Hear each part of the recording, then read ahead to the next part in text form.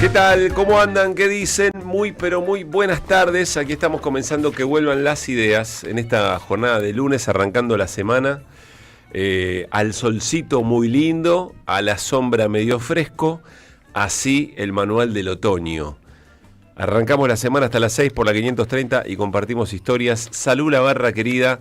Hola Mariano, como cada lunes, ¿cómo estás? Hola Pablo, ¿cómo te va? Buenos días, buenas tardes. Mucho todo gusto. Tranquilo, todo en paz. Buenas tardes, mucho gusto con Canela.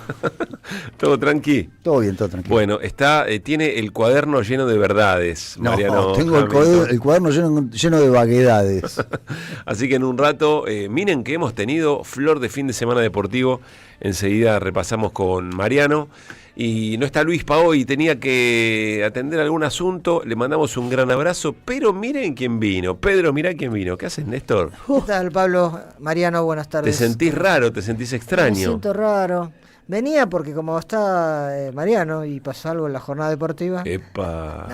No pasa nada, viene a verduguearme, viene a verduguear el choreo que nos hicieron. Mentira, el viernes ya habíamos quedado que hoy iba a estar acá, porque no viene Luis, entonces para acompañarlos y agregar algún tipo de mucho no tiene información. para verduguear igual. Después nos metieron la mano en el bolso de una manera escandalosa. Escandaloso, el penal que no cobra 2 balos sobre la hora. ¿Por qué no protestó el muchacho que si así arranca esto? se arrojó la pileta? Dale, tranquilo. Después te quejas del penal que le dieron a la boca con Velasco. Después te quejas de eso. Después te quejas de eso. La dificultad de este conductor es que si meto baza, que tengo ganas, me derivo. ¿Vos lo viste si fue penal o no? Imagínate, ¿Fue penal o no? Lo único que tenés que decir. Yo creo que Independiente le ganó muy bien a San Lorenzo. ¿Fue penal o no? La pregunta que te hago, ¿fue penal o no? Creo que no. Creo que no, pero la Creo que repasamos. no, se está jugando un montón, ¿eh? Si la tenés, se está jugando la vida. Y metí baza, me arrastró como en El Padrino 3. Me arrastró. Al fango.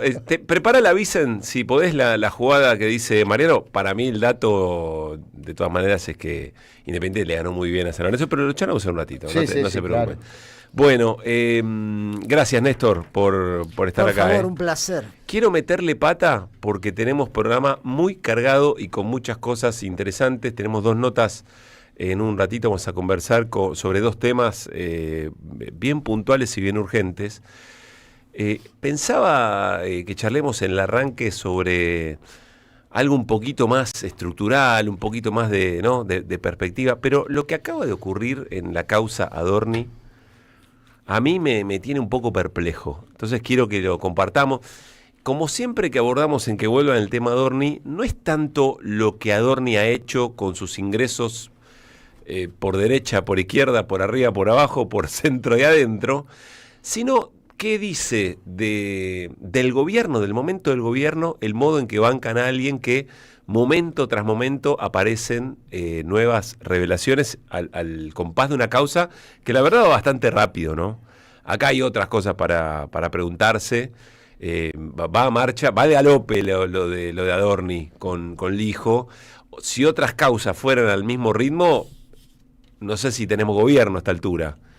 Y si hubiera pasado lo mismo en otros momentos, sí, bueno, bien distinta sería la cuestión. Dicho eso, y los miro a Néstor y a Mariano porque les pregunté si estaban al tanto de lo último, y me dijeron que no. Voy a asumir que algunos de ustedes tampoco. Antes, algo de contexto. Hoy Adorni vuelve a dar una conferencia. Dice que él quería recibir a los nuevamente bienvenidos trabajadores y trabajadoras de prensa después de haber cerrado el acceso, la sala de periodistas. Dice Adorni, no cerramos la sala de prensa. Lo que hicimos fue no permitirles entrar a los periodistas acreditados en Casa Rosada. Bueno, así arranca todo. Después creo que dijo, ahora lo vamos a escuchar, nunca se trabajó con tanta libertad, la prensa nunca trabajó con tanta libertad como con nuestro gobierno. Y le preguntaron una y otra vez sobre su situación personal y judicial, y él dijo, no voy a hablar, está todo explicado, lo personal es personal, el resto voy a argumentar todo.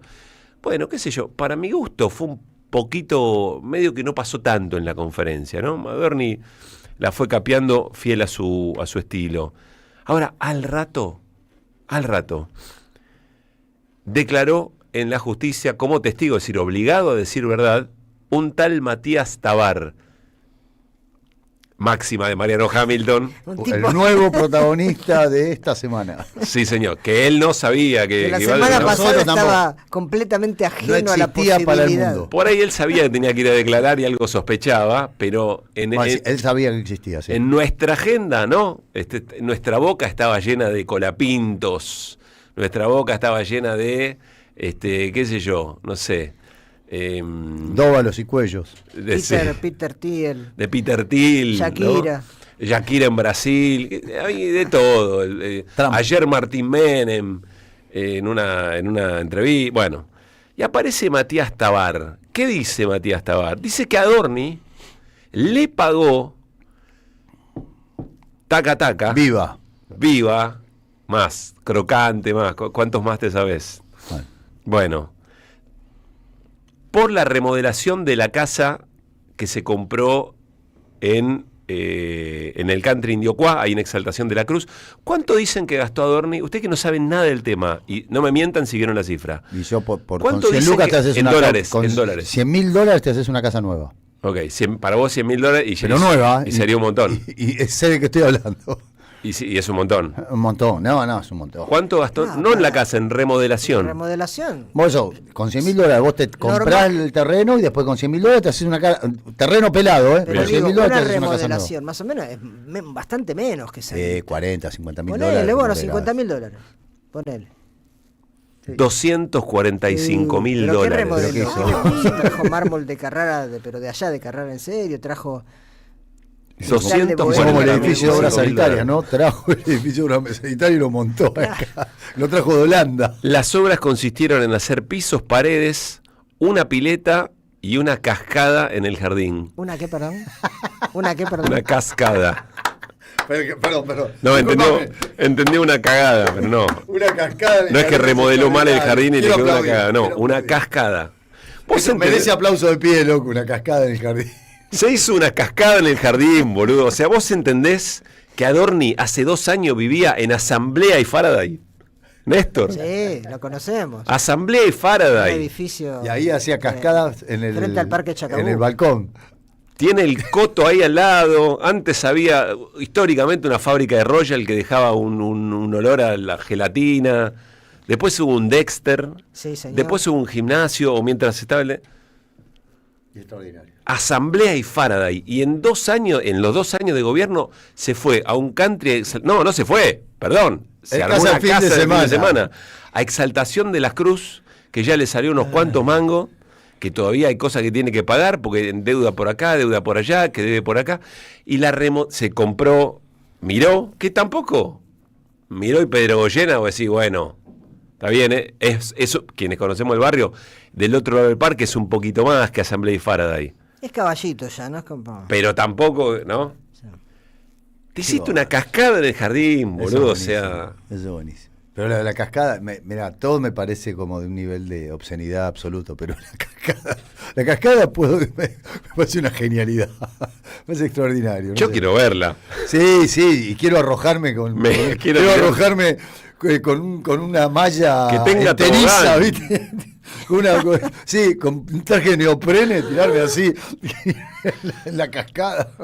O sea, si... Y el muchacho que es el arquitecto, el contratista, que él cuenta que lo contacta porque se lo recomienda la gente del propio country. O sea, que el tipo no es amigote de Adorni. Especialista en cascadas. Se lo ve declarando sonriente. Por ahí se está rematando de la risa. Andá a saber qué votó el tipo, qué sé yo. Pero mostró todo. Mostró los recibos. Dejó el teléfono. Y dijo, algunos mensajes los borré. Así que se lo dejo para que hagan las pericias y los puedan recuperar. Porque no tengo ni idea cómo. Colaboró con la justicia, está muy bien. Tipo, bueno, vas en NACAS y da falso testimonio. Hay mosquitos. Sí, hay mosquitos. Nosotros ya lo normalizamos. Hay mosquitos. Vas en NACAS y... Sí, igual no sobreactúes tampoco. No, borré el teléfono. No, eso es lo que cuentan. Es sobreactuación. Eso es lo que cuentan, etcétera. Pero bueno, está bien, yo lo celebro, digo, como te imaginarás. Bueno, esto fue lo que declaró ante el fiscal Policita. Ante el juzgado del hijo. Pagó supuestamente $120.000 por la casa, 400 metros cuadrados, Y después le sumó por el total de refacciones $245.000. O sea, el doble que valió según el terreno es de refacción. Casi todo el techiste salió casi 370 lucas. No era el terreno, se ve que había una casa ahí y él refaccionó lo que había, no es que... Sí, la cascada no. Se lo dio en mano a Adorni. La tarasca. En mano. Sin factura. Muebles de la cocina, artefactos del baño, pisos, paredes nuevas. Insisto, es mucha todo plata. Todo esto es judicial, ¿eh? Che, pero es mucha plata, insisto, ¿eh? Es mucha plata de verdad, no es una boludez, ¿eh? Aportó videos de la obra, de los avances a medida que iba trabajando y quedó en poder de las fiscales y le iba mostrando al propio Adorni. Los elementos nuevos colocados incluyeron revestimientos, gran quincho, pileta de natación con mosaico travertino. ¿Qué es eso? Es como una especie de mosaico mucho más caro y mucho que no te calienta, es como una cosa más... Pero bueno, me gusta que sepas que es el mosaico travertino y una cascada. La cascada, pero la cascada ¿de cuánto tiene? ¿No dice? Se hizo a nuevo la entrada de la galería y se colocaron cerramientos nuevos de PVC, todo cash de contado. PVC es re barato. Estoy buscando todo es raro. El día. Bueno, así las cosas. Qué sé yo, a mí, insisto, todo esto nos puede llevar, te haces una panzada hablándolo de esta manera, yo lo entiendo. Además debe guita, debe como $300.000 tiene que pagar acá a fin de año, ¿no? Es como la deuda de Argentina. Claro, y Adorni cuando vos lo escuchás, él dice, yo no tengo nada que explicar de por qué quiero irme de vacaciones con mis hijos, y eso lo pagué todo yo, no me lo pagó nadie, no hay terceros, y nadie le está preguntando eso, ni nadie le objeta eso a Adorni. Adorni tiene un problema muy serio que es, con lo que ganaste, o con lo que ganabas, vos y tu mujer, ¿cómo hicieron para pagar todo esto? Esa es la... No, y básicamente la declaración jurada de tus bienes. También. Y la declaración jurada que él dice que la va a enmendar. Si vos decís que tenías $700.000 en el banco y después te compraste una casa en Exaltación Creo de la Cruz. Creo que $65.000 tenía. 250 lucas, esto, lo otro, más allá, fenómeno. El problema no es el problema no es la que gastaste, el problema es que es tu declaración jurada. Ese es el problema. Claro. La declaración jurada no condice con lo que vos gastaste. Él dice que todavía tiene tiempo para una extensión de la presentación del año... Pero la que hizo el año pasado tenía $65.000. No, la del 24 no, sí. Y entonces que todo ahí se va a aclarar, pero por más que efectivamente ponga en la declaración que tiene que poner que tenía, no sé, $1 millón, no sé. Sí, no. Sí. Más la propiedad. Más vivir. Más vivir. Entonces tiene que ajustar todo eso. Insisto, lo decimos desde el arranque de esta causa, lo que Adorni consulta, por supuesto que hay que hacer lo que hay que hacer, no se pueden hacer cosas ilegales, etcétera. El mayor daño este gobierno lo hace con sus políticas, está claro. Lo que a mí me desvive es tratar de entender qué es lo que está pasando por la cabeza de Javier Milei, de Karina Milei, que son los que toman las decisiones en este asunto, de por qué sostener a alguien que sabía que eventualmente iba a venir, el que hizo las refacciones, y iba a contar públicamente que se armó una cascada en la casa del country con coso travetino, no sé qué. Lo iba a contar en el mismo momento en que Milei públicamente dice yo soy el que menos gastó y la moral... Hay algo ahí que cuando la gente no se puede subir un bondi, no llega a fin de mes, ahora vamos a repasar algunos datos de los aumentos que vienen y tenés que sudarla todos los santos meses. ¿Cómo? No entiendo cuál es el cálculo, ¿vos sabés? De verdad lo digo, no entiendo cuál es el cálculo político que hace el gobierno. La gente que se envicia con la impunidad es así, ¿no? Muchas veces ha pasado que cuando entran en una dinámica, no te puedes a pensar esto algún día se va a saber. Lo de la cascada, pero el quincho ya se sabía. Digo, ¿no? El quincho el humor de Néstor Retivo. Ahí se tiene que hacer otro. Pero lo de la cascada no. Pero me parece que esa es la sensación de impunidad. Y además de la evasión fiscal, como decía Mariano, digamos, no hay coincidencia entre lo que declaras y lo que gastas. Bueno, voy a decir una obviedad, pero es un funcionario público. En eso tendría que tener muchísimo más cuidado cuando presenta una declaración de patrimonio, cuando asume un cargo público. Pero cuando gasta $245.000 de Barrani, los pone así a escondida de todos. Y además no es solo Adorni, digo, porque aparece en otra. Entonces yo creo que es una lógica. Acordémonos del 3%, ¿no? Sí, por supuesto. Hay una lógica en el gobierno actual que ya cada vez pinta más que no es un hecho aislado. Yo eso lo entiendo. Lo que pregunto, lo de Adorni lo puedo entender, qué sé yo, no sé. Dijo, hay que sacarle jugo a este tiempo, no va a durar mucho. No me gusta Asamblea y Faraday es muy lindo, muy lindo. Faraday es un pasaje divino, a los que no lo conocen les digo. Yo vivía con vista al parque, no sé si él tiene el vista al parque. Por eso, parque. yo vivía en el edificio de ladrillo rojo que está justo en la esquina. Segundo daba para adentro, o sea, nuestras ventanas, la de mi habitación y la de la cocina, daban hacia el pulmón. Los que vivían en Faraday daban al frente, y los que vivían en la torre, que es la torre de Asamblea, y tenían balcón al frente. Es hermoso, Mariano, no sabes lo que es. No te vas más de ahí. ¿Para qué quieres irte a Exaltación? No tenés grandes torres. Estaba bien, Manuel. ¿Pero tenés cascada? Estaba bien. ¿Pero tenés cascada? No. Pero estaba bien, de la fuente Manuel. Del parque. Yo entiendo lo que decís de Adorni. Lo que no entiendo es el cálculo que hace el gobierno, sabiendo que está deteriorado, ve las encuestas, pero vos estás haciendo una lectura, me parece una lectura errónea.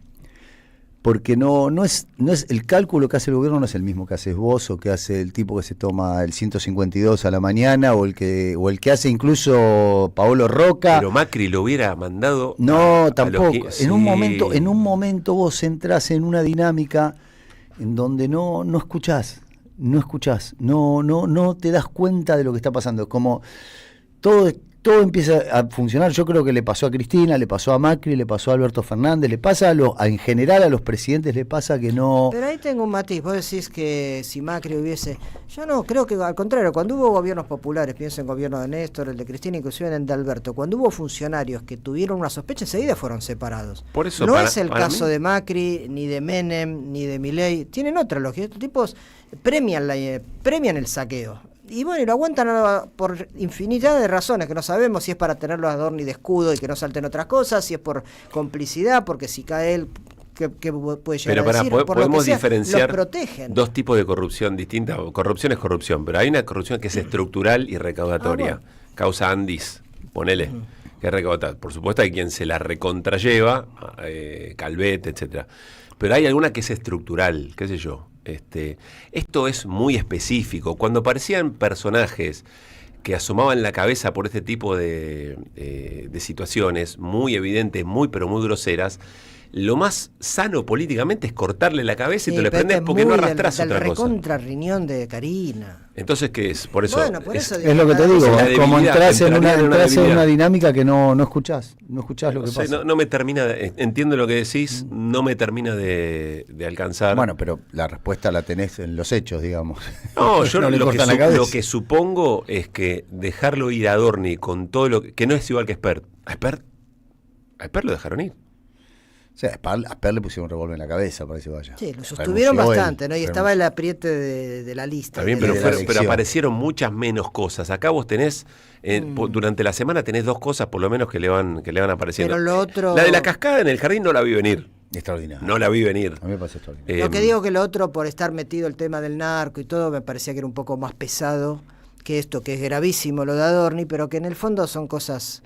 casi de color, por supuesto que es una bestialidad. Coincido. El tipo gaste toda esa guita teniendo un ingreso que es una quinta parte de lo que él dice que gasta. El contraste con el momento, Néstor, me parece muy, muy fuerte. Yo estoy convencido, todo esto arranca con la foto que saca Radio High y un colega de Clarín que dice, che, esa que está ahí es la esposa de Adorni. Todo arranca así y a partir de ahí empiezan a tirar del hilo. Si no hubiera una situación económica o no hubiera un quiebre de expectativas de la gente con lo que le promete el gobierno, cómo se va a agarpar tanto sufrimiento, yo creo que lo de Adorni pasa. Ni estuviéramos hablando. Además, hasta se pudieran saber cosas, igual pasaría. Sí, igual cosecharás tu siembra, ¿no? Después ese es otro elemento. Junto en la carretilla para que lo pateen en el piso. Hay algunos medios que para que lo pateen en el piso durante 6 meses. Hay algunos medios que le están cayendo a Adorni, seguramente pasándole un vuelto y un mensaje al gobierno también, ¿no? Junto en carretilla. A Adorni y al gobierno. Es el personaje ideal para pasarle factura a él y al propio gobierno. Bueno, no sé qué lectura se hará. A mí, la verdad, me sorprendió y ya nos escuchan habitualmente. No somos de quedarnos mucho en el tema Adorni, por distintas razones, porque el análisis más interesante tiene que ver con el efecto de las políticas del gobierno. Absolutamente. Pero la verdad. Bueno, antes de irnos a la tanda, Néstor, ¿hay alguna actividad bélica en el estrecho de Hormuz? Volaron cosas. ¿Qué pasó? ¿Podemos pasar limpio? ¿Hay algo más que haya volado? No, me parece que ante todo hay una guerra informativa, ¿no? Hubo varias informaciones, por ejemplo, de un barco con bandera de Corea del Sur explotado. Hubo ataques aparentemente a Emiratos Árabes Unidos y hay un cruce de acusaciones. Siempre se dice, está trillado, que la primera víctima de una guerra es la verdad por la batalla informativa que hay. El caso de Emiratos Árabes Unidos, que es un país árabe bastante rival de Irán históricamente, pero que se acaba de ir del OPEP porque no se banca una situación en la cual sin comerla ni beberla está sufriendo ataques. Irán ya desmintió que haya sido drones de Irán arrojados contra Emiratos Árabes Unidos, que es la versión primera que salió. ¿Pero Corea, qué pasó? ¿Un barco que quería romper el bloqueo? Claro, son barcos que están tratando de entrar o salir, no sé si es entrar o salir del estrecho de Hormuz, barcos petroleros, que tiene controlado ese estrecho, la entrada y la salida, la Guardia Revolucionaria iraní, es decir, el gobierno de Irán.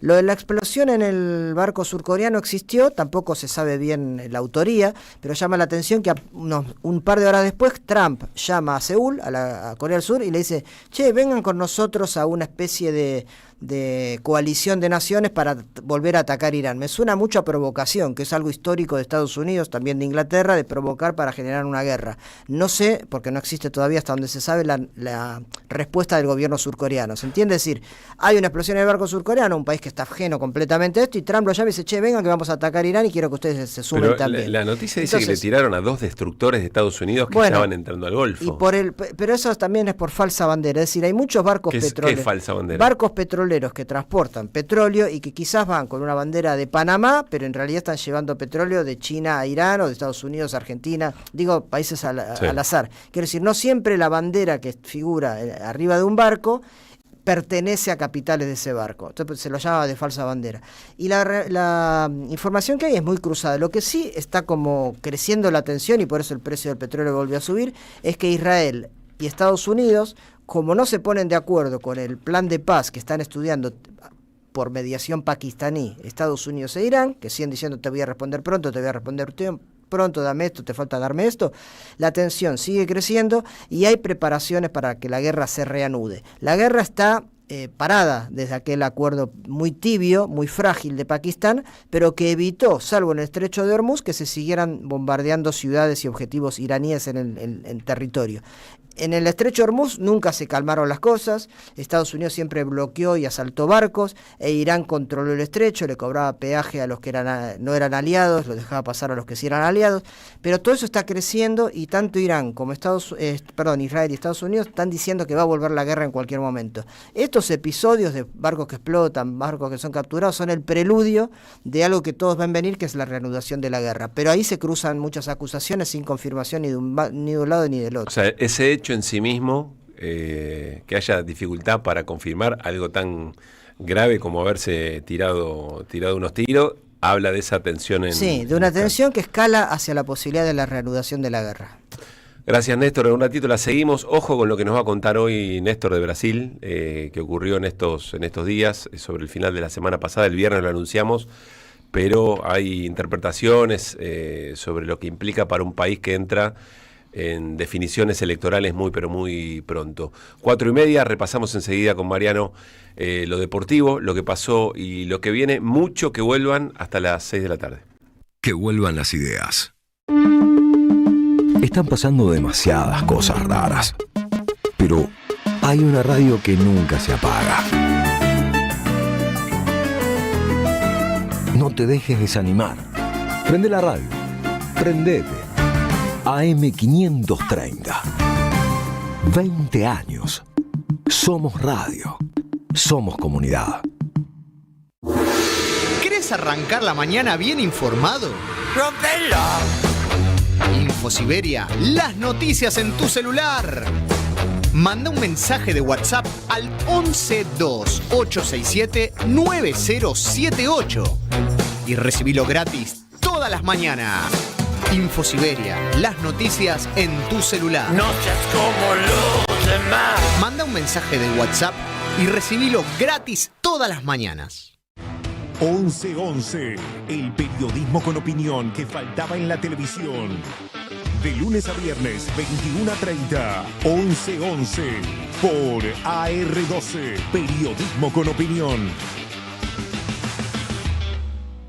Tronador, agua mineral, botellones y dispensers para el hogar y la oficina. Hacé tu pedido al 4201-2627 o mandanos un mail a info@aguatronador.com.ar. Tronador, agua de mesa envasada. 12 de octubre 632 en Avellaneda. Alimentos cooperativos. Producción y comercialización de productos cooperativos y de agricultura familiar. Envíos a todo el país. Por pedido, envía tu mensaje al 11 34 31 2928. Seguinos en Instagram como @alimentos cooperativos. Nuevo en Ediciones Continente.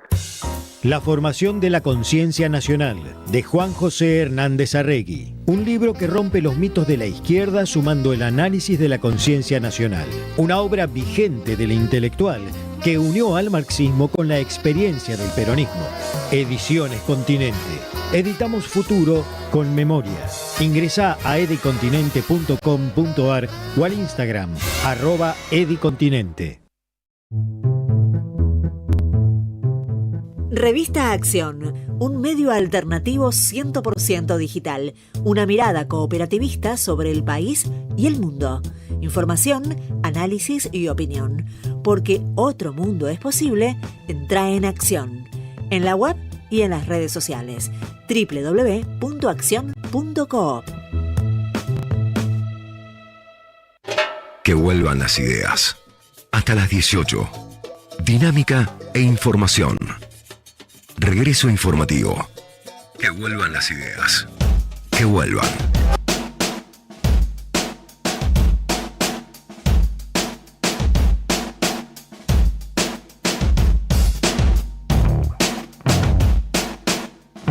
Cuatro de la tarde, 34 minutos. Está en línea Pedro Bucetti, es presidente de Defensa de Usuarios y Consumidores de EUCO. Pedro, ¿cómo estás? Pablo Caruso, Mariano Hamilton y Néstor Restivo, te saludamos en Que Vuelvan las Ideas. ¿Cómo va? ¿Qué tal? Muy bien, Pablo. Muchas gracias por llamarnos. Gracias, Pedro, como siempre. A ver, son días de nuevos aumentos. La canasta de todo tipo de servicios, de bienes, no paran de crecer. Ya vimos lo que es, las paritarias están a la baja y por lo menos si no hay reapertura de paritarias en muchos de los acuerdos formales va a ser así, va a estar a la baja. La pregunta, Pedro, es ¿cómo está el disponible después de pagar todo lo que se tiene que pagar casi obligadamente, ¿no? ¿Qué están viendo ustedes? Mira, lo que estamos viendo en principio es que la gente tiene que recurrir ya no al crédito, al uso de la tarjeta, etcétera, sino al sobreendeudamiento.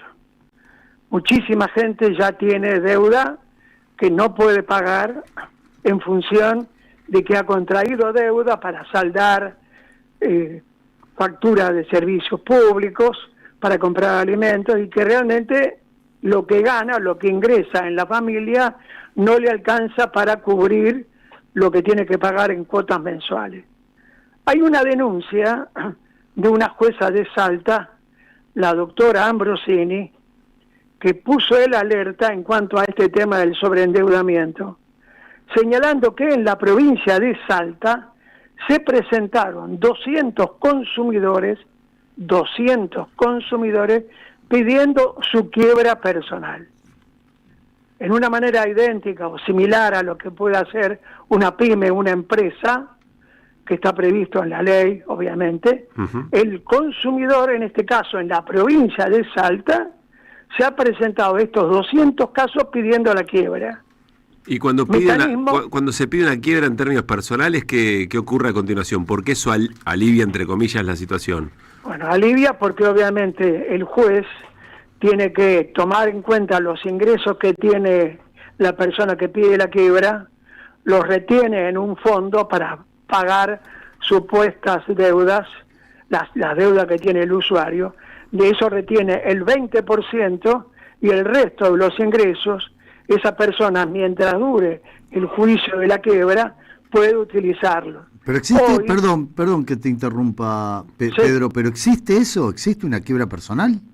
Sí, está previsto, y vuelvo a repetir el caso muy valioso de la jueza Ambrosini, que está planteando esto, lo ha planteado congresos dedicados al tema jurídico, porque sienta un precedente que no está previsto en la cuestión administrativa argentina. O sea, a ver, hace 20 días atrás nos participamos en la Cámara de Diputados, en la Comisión de Defensa del Consumidor, en una reunión que tuvo como eje principal este tema del sobreendeudamiento. Varios expositores hicieron un diagnóstico de la situación, bueno, extremadamente grave.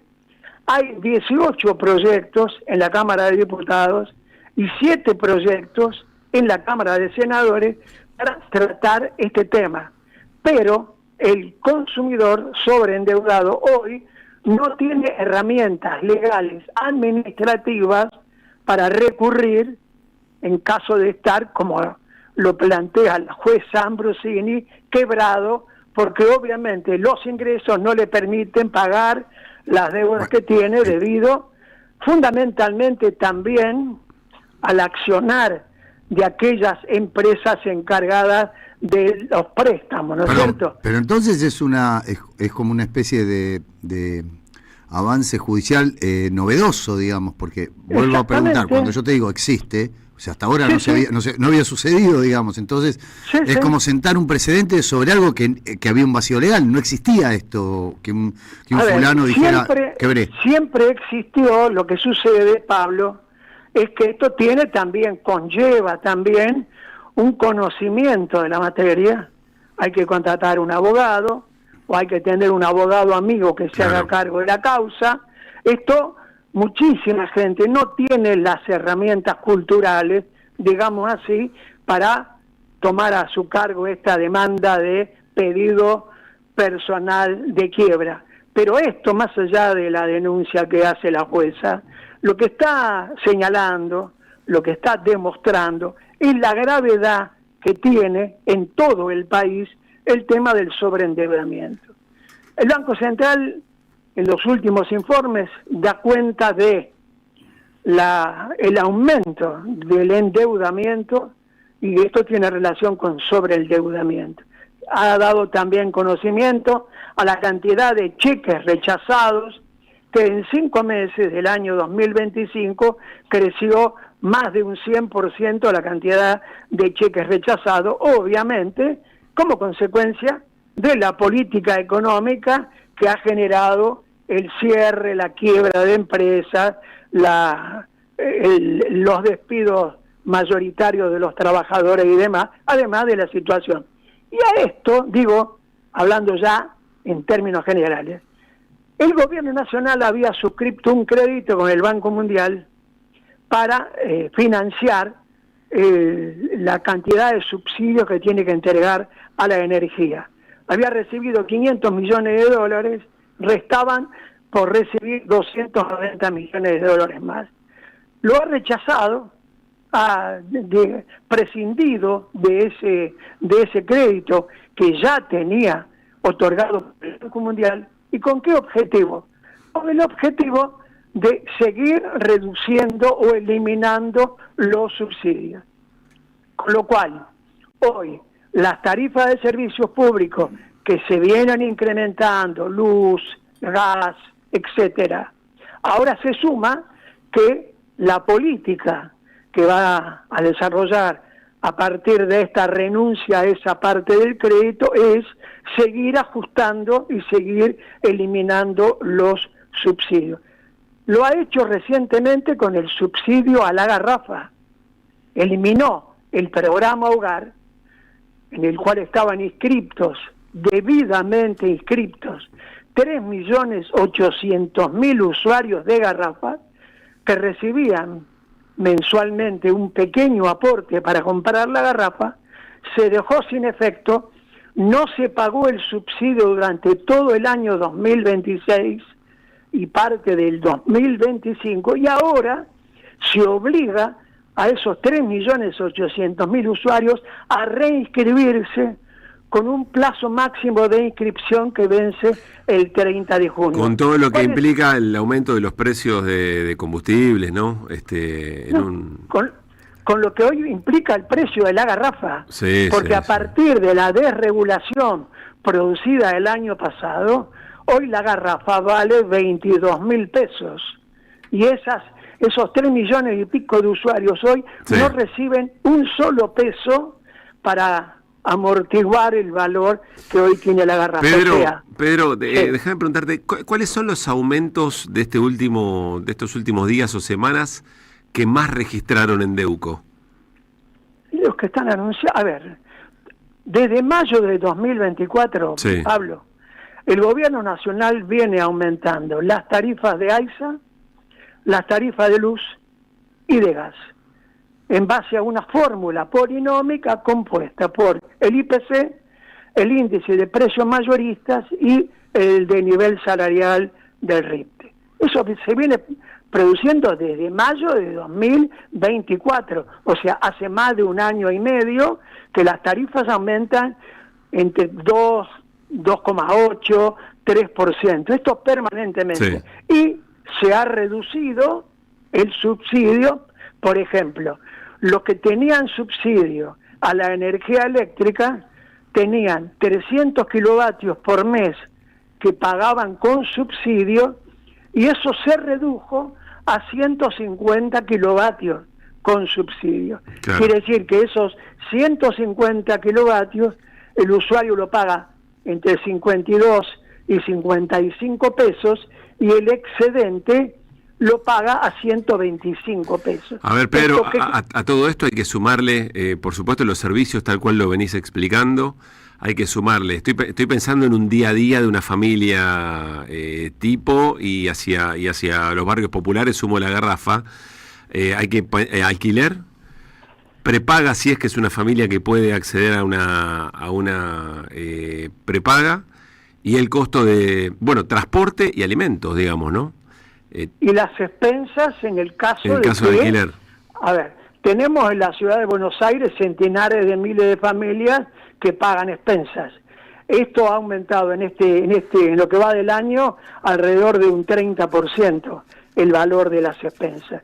Si a eso le sumamos el aumento de los servicios públicos, ¿cuánto aumentaron durante este año los servicios llamados TICs? Telefonía celular, internet, televisión por cable, que están absolutamente desregulados.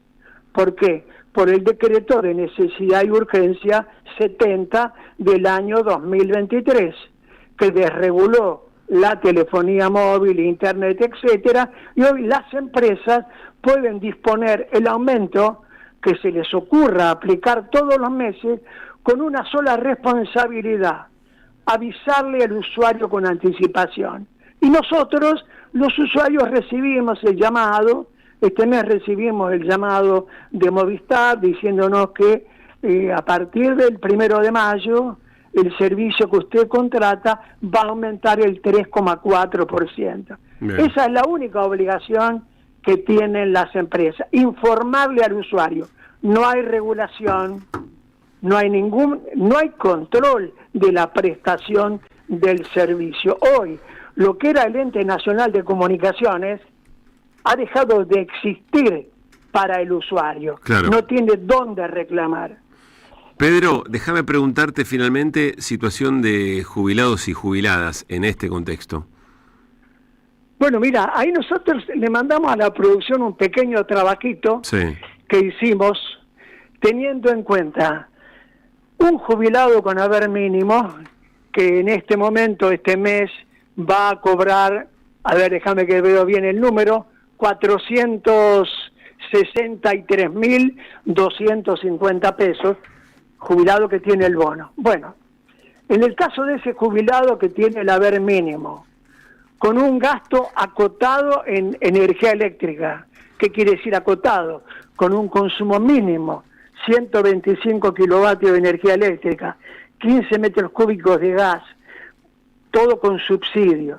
la tarifa de AISA, tarifa social de AISA. Bueno, sumado eso al transporte, sumado el impuesto inmobiliario, viviendo en el Gran Buenos Aires, sumando la tasa municipal, gasta entre el 21,1% de su ingreso mensual, y si ya tiene un mayor consumo de energía eléctrica, de gas natural, y si está en una zona de mayor valor inmobiliario, en el caso de AISA y de la vivienda, tiene un 33,9% de gasto en esos servicios de su haber jubilatorio.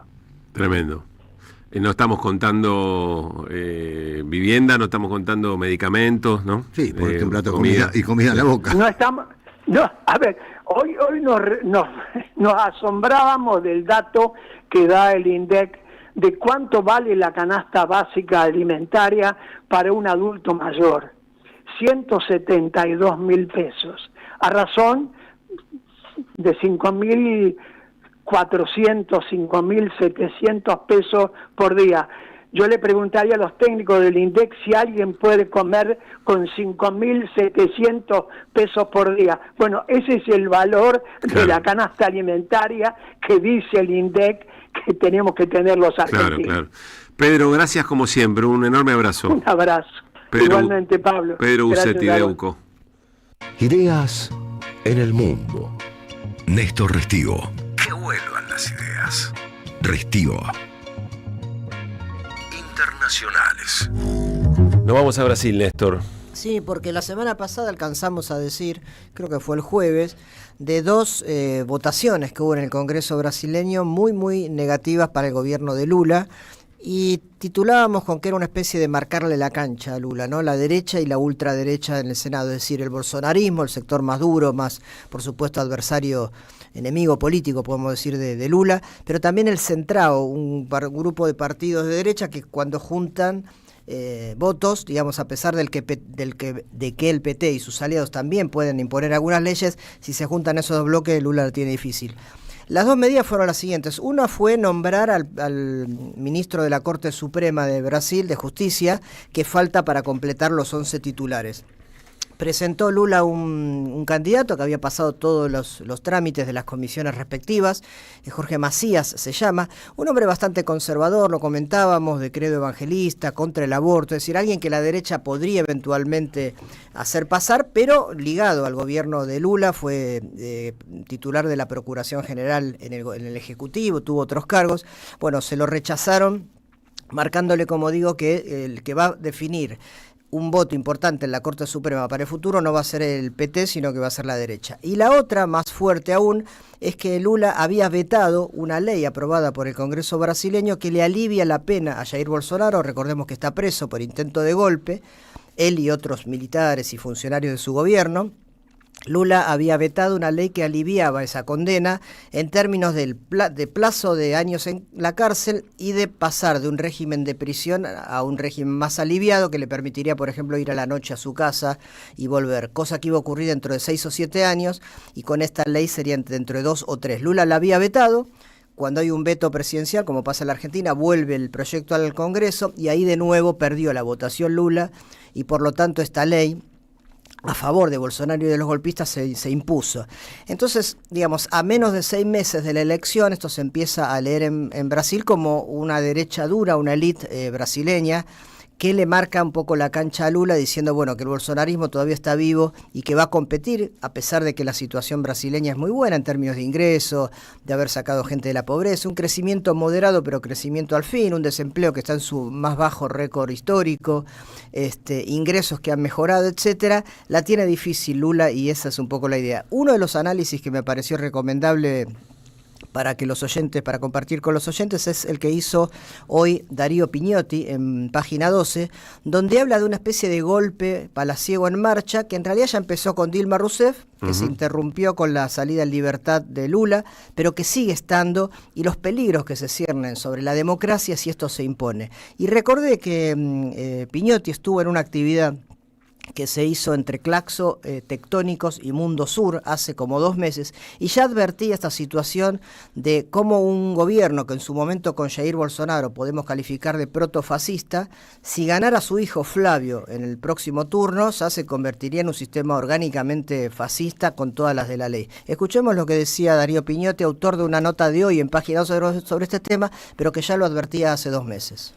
Es importante que veamos desde el sur, con el mayor rigor posible, qué significa el bolsonarismo y evitemos ser vistos desde el norte cuando se coloca al bolsonarismo dentro de otras corrientes de derecha de la región, sea el mileísmo en Argentina, sea el prianismo, es decir, la coalición del PRI y el PAN en México, sea los movimientos que vienen detentando el poder en Perú desde el golpe de Estado de hace 3 años que han sumido a ese país en la inestabilidad política. No, en nuestra opinión, el bolsonarismo es un modo, es una concepción y es una estructura derechista distinta, singular, y en la que a su concepción del poder y su ambición es la de establecer un régimen prácticamente de manual autoritario. Es decir, el bolsonarismo, en caso de retornar, no habrá de implementar un régimen de derecha conservador. Nosotros sospechamos que si regresara Bolsonaro, él concluiría aquello que no pudo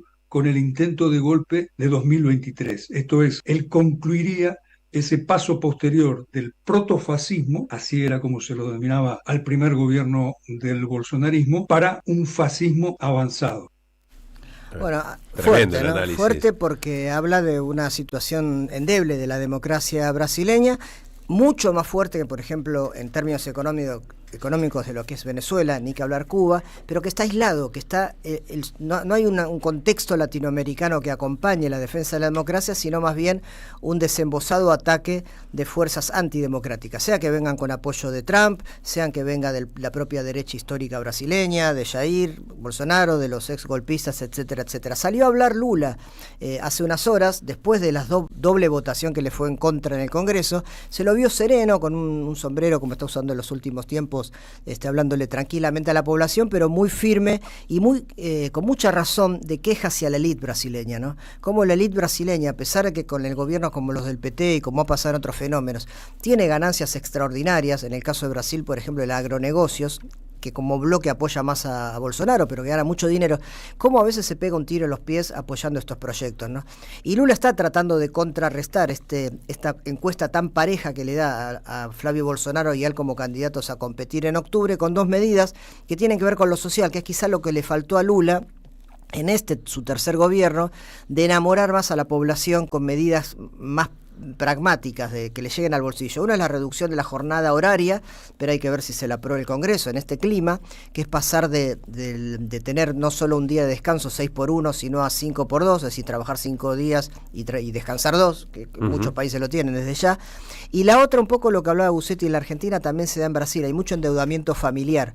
Y entonces el otro proyecto de Lula es de aliviar esa carga con un plan de financiación a través de la banca estatal brasileña, que es muy desarrollado, para ayudar a esas familias. Hay que ver si lo puede, digamos, compensar. Pero las cosas están muy duras en Brasil, las encuestas dan muy pareja, y el clima golpista que se vio cuando se votaron estas leyes, con Flavio Bolsonaro, con Sergio Moro, que es el que lo puso preso, que hoy es senador, claro, con diputados muy, muy ofensivos en términos de religión evangélica, ex militares que forman parte del Congreso, se vio un clima enrarecido a menos de 6 meses de las elecciones. Gracias, Néstor. Que vuelvan las ideas. En AM530 pasan muchas cosas. Y todo lo que pasa está en la red. Somos Radio AM530 en Facebook. Entérate de lo que pasa. AM530. Somos redes. Somos radio. Teatro Picadero, un espacio de arte y encuentro. Reí, pensá y emocionate. Vení a nuestro restaurante y completá la experiencia. Consultá la cartelera en teatropicadero.com.ar. Teatro Picadero, mucho más que un teatro. Cámara de Diputados de la Provincia de Buenos Aires. Seguinos en nuestras redes sociales y entérate de nuestras actividades. Encontranos en X como @HCDiputados, en Instagram, Facebook, YouTube y TikTok como Diputados BA.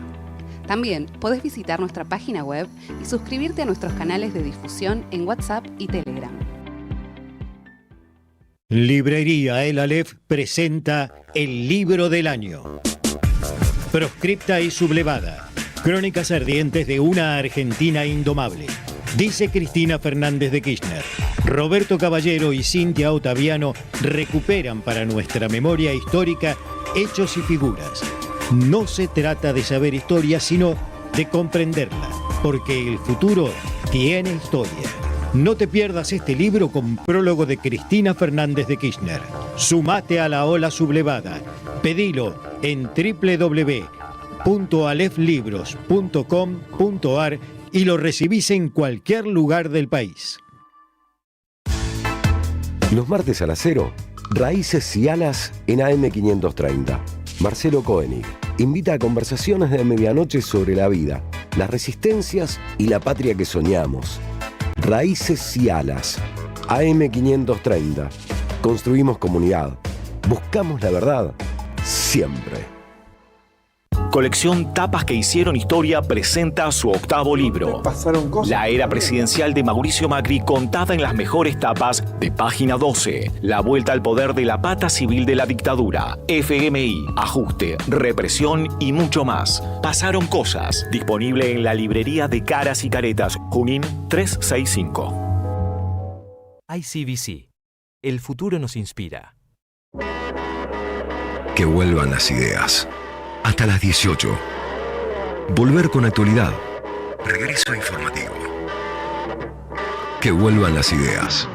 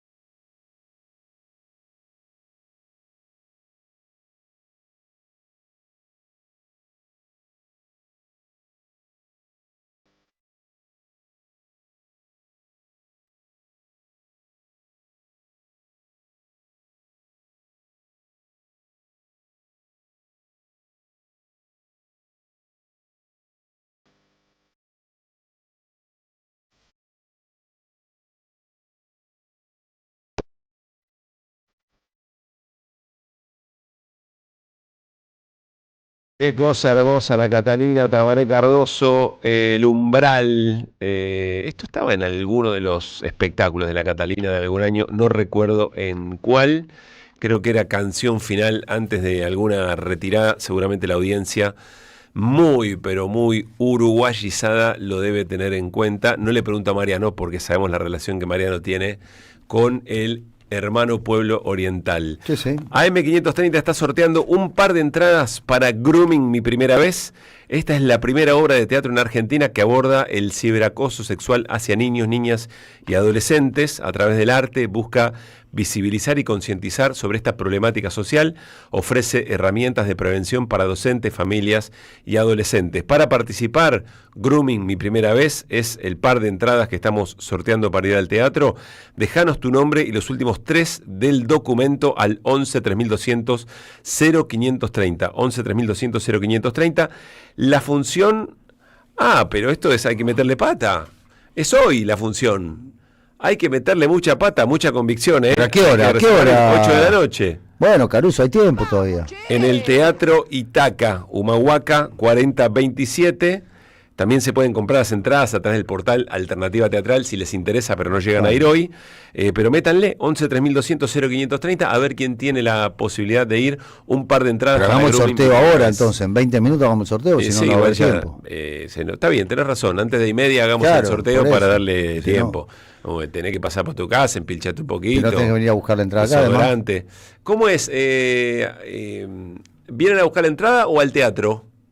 Ahí viene Nico. Importante, tiene razón, Nico. Banque en un cachito que ahí está entrando Nico. ¿La entrada es acá o al teatro? Al teatro, muy bien. Teatro, o sea, te ahorrás venir para acá. Claro, perfecto. Si no es un quilombo. Ahora hay muchos y muchas oyentes que dicen, entonces respiré. Directamente en la boletería, 11 3200 0530. Grooming, mi primera vez, un par de entradas. 5 y 3 se viene Hamilton.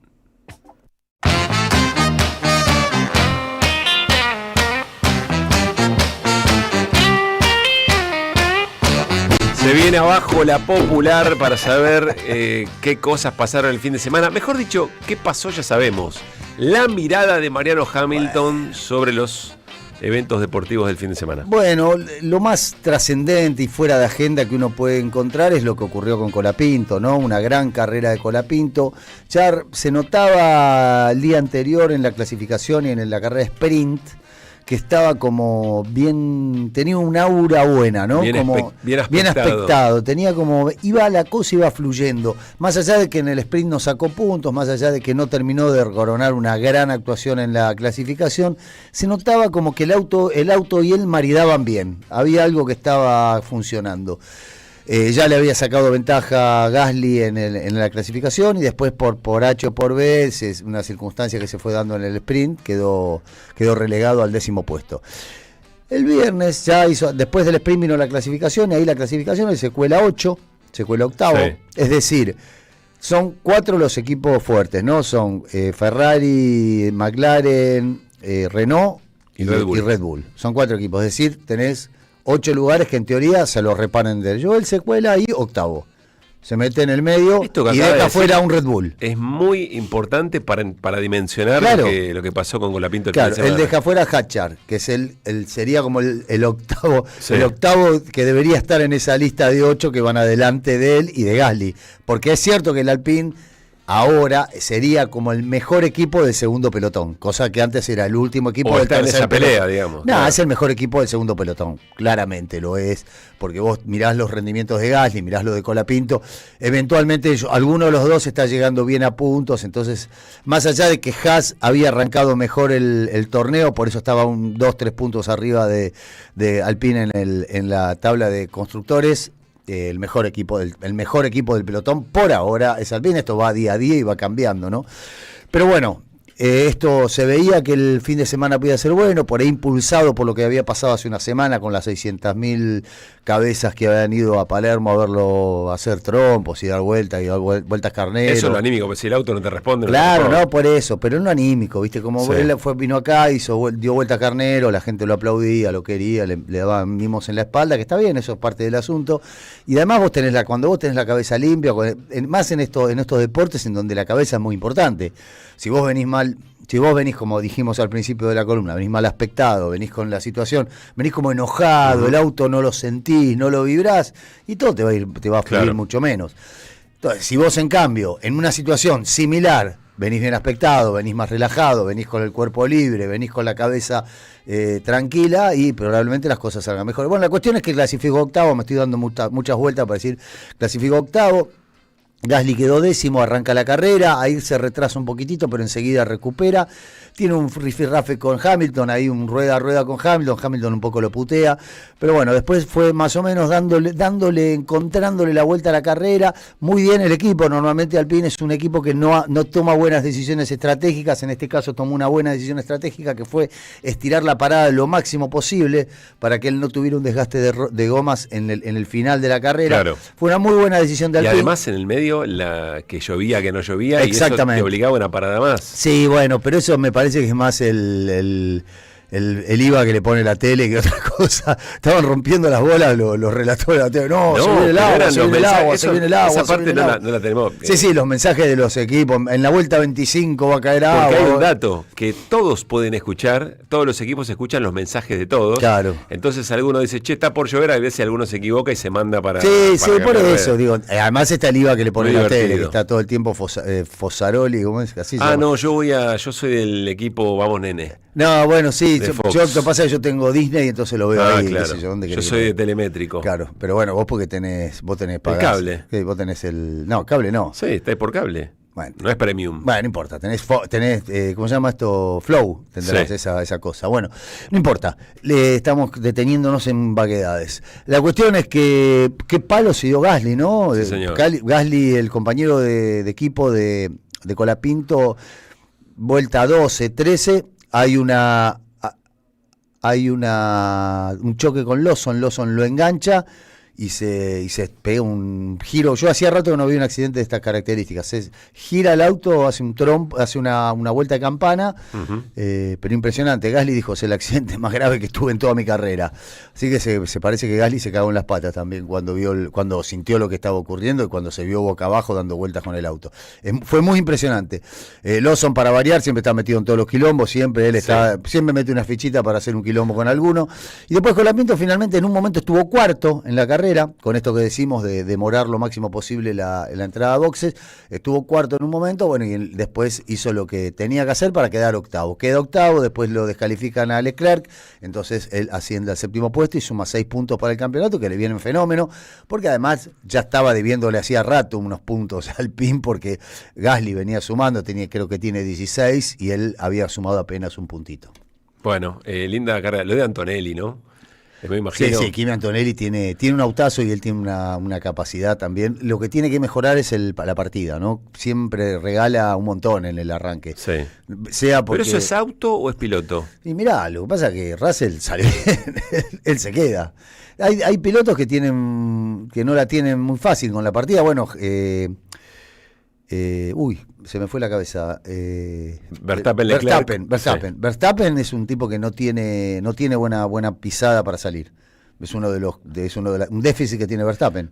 Pobre, ¿no? ¿Qué le pasará a Antonelli si lo mandás a alguna de esas calles pendientes en Bariloche, viste que están así como en 45? No, se la ponen con el de atrás. Claro, mucha Fórmula 1. La cuestión, insisto, ni Verstappen ni Russell son grandes largadores, cosa que sí es buen largador Colapinto. Colapinto es muy bueno, siempre consigue una ventajita, lo que pasa que después o se pasa en el frenaje o se la pone con alguno, siempre tiene algún lío ahí. La verdad que es un gran fin de semana para Colapinto. Esta columna se la dedicamos a Luis Paginiger. Dicen que Luis no quiso venir porque no quería bancarse que le hubiera ido bien a Colapinto. Seguramente pasó eso. No quería venir ni por Colapinto ni por River, por ninguna de las dos. Pero algo estamos preparando. Acabas de decir un montón de cosas falsas sobre mí. Bueno, Manuel, tranquilo. Eso te lo dije a vos, ¿no? Sí, yo no me refería. Bueno, después si tenemos tiempo vamos a hablar de la Liga Nacional de Básquet. ¿Cómo no? De la Liga Nacional de Básquet, del fútbol de primera, de la NBA. Tenemos los puños llenos de información. Está ganando el Manchester City ahora al Everton 1-0, por lo tanto se queda a 3 puntos del Arsenal. Están pasando un montón de cosas. Vos como hincha de San Lorenzo, ¿estás atento a un partido? Estoy atento al partido de Defensa y Justicia que va a empezar a las 18. No, ya empezó. ¿Estás seguro? Sí, señor, lo estoy viendo. 10 minutos 0-0. ¿Ah, sí? Sí, señor. ¿Pero no empezaba a las 18? Y no, parece que no. Lo adelantaron como la carrera. No, tenés razón. Mirá, 11 minutos 0-0. En un ratito nos contás por qué es importante para la gente de San Lorenzo. En un ratito les cuento a todos lo que pasa. 5:11. Que vuelvan las ideas. Hasta las 18. Regreso informativo. Opinión y reflexión. Que vuelvan las ideas.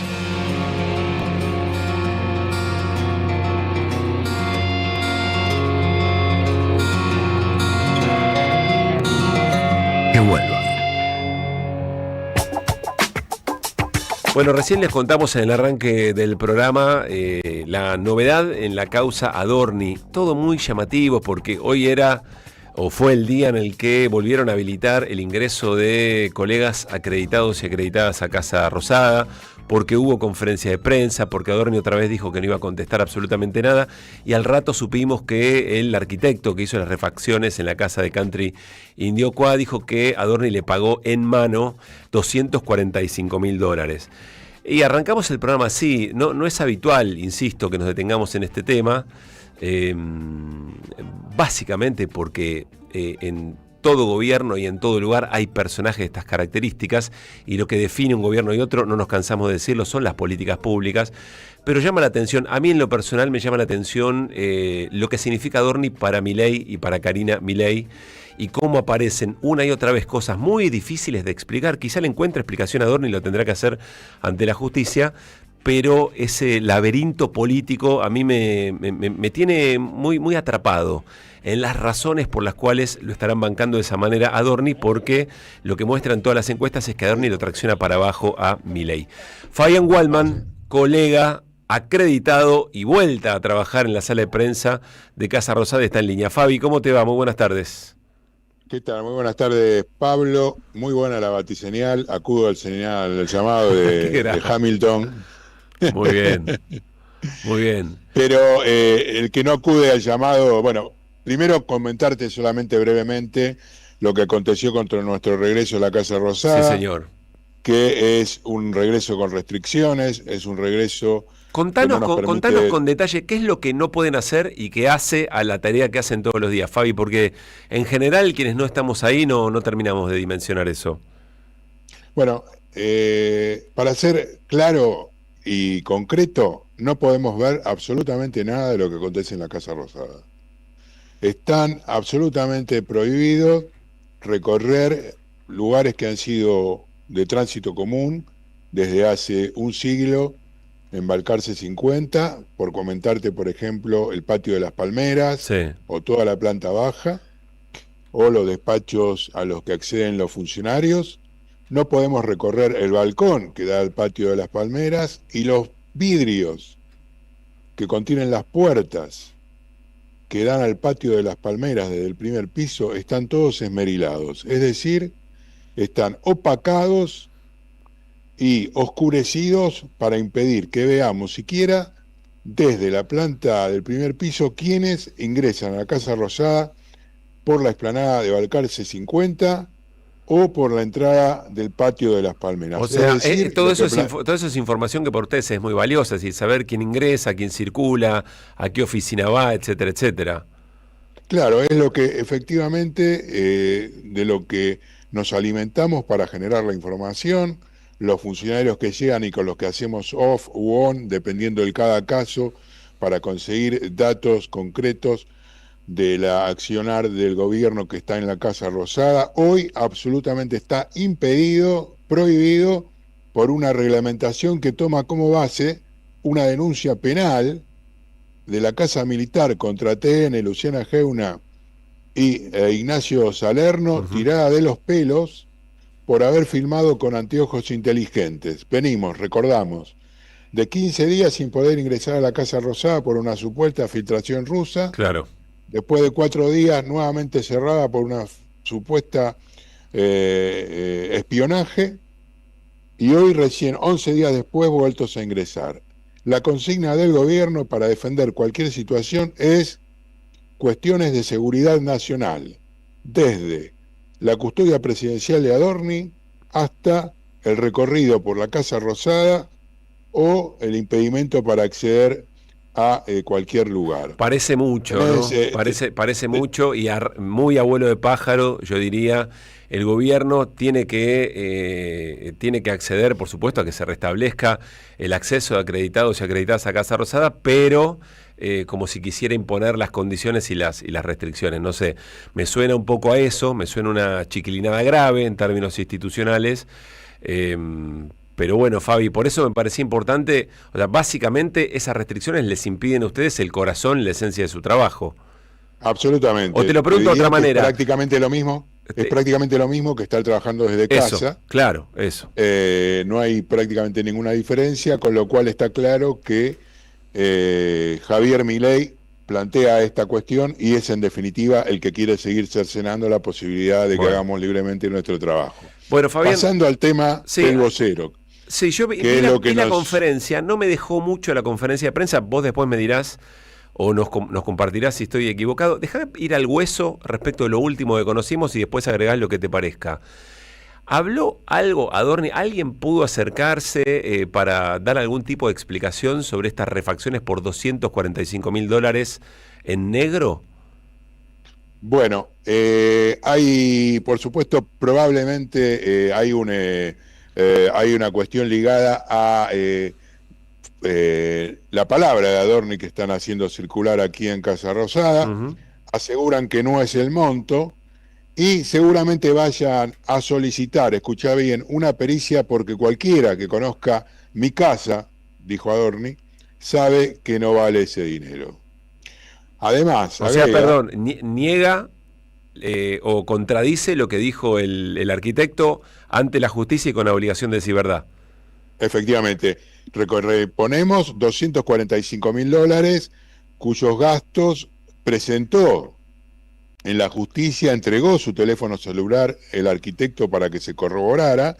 Los colegas en judiciales además dieron a conocer que desde el entorno de Adorni o el propio Adorni se habría comunicado con la empresa para llevar adelante una coordinación en la respuesta que iba a brindar el arquitecto en la justicia.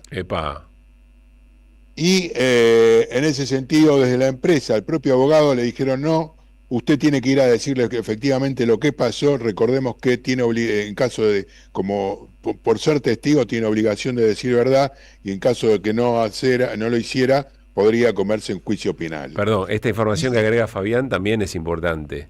Lo que dicen es que hubo un intento de coordinar respuesta por parte del gobierno o Adorni, no lo tengo claro, y que desde la empresa le dijeron no, andá y contá lo que pasó.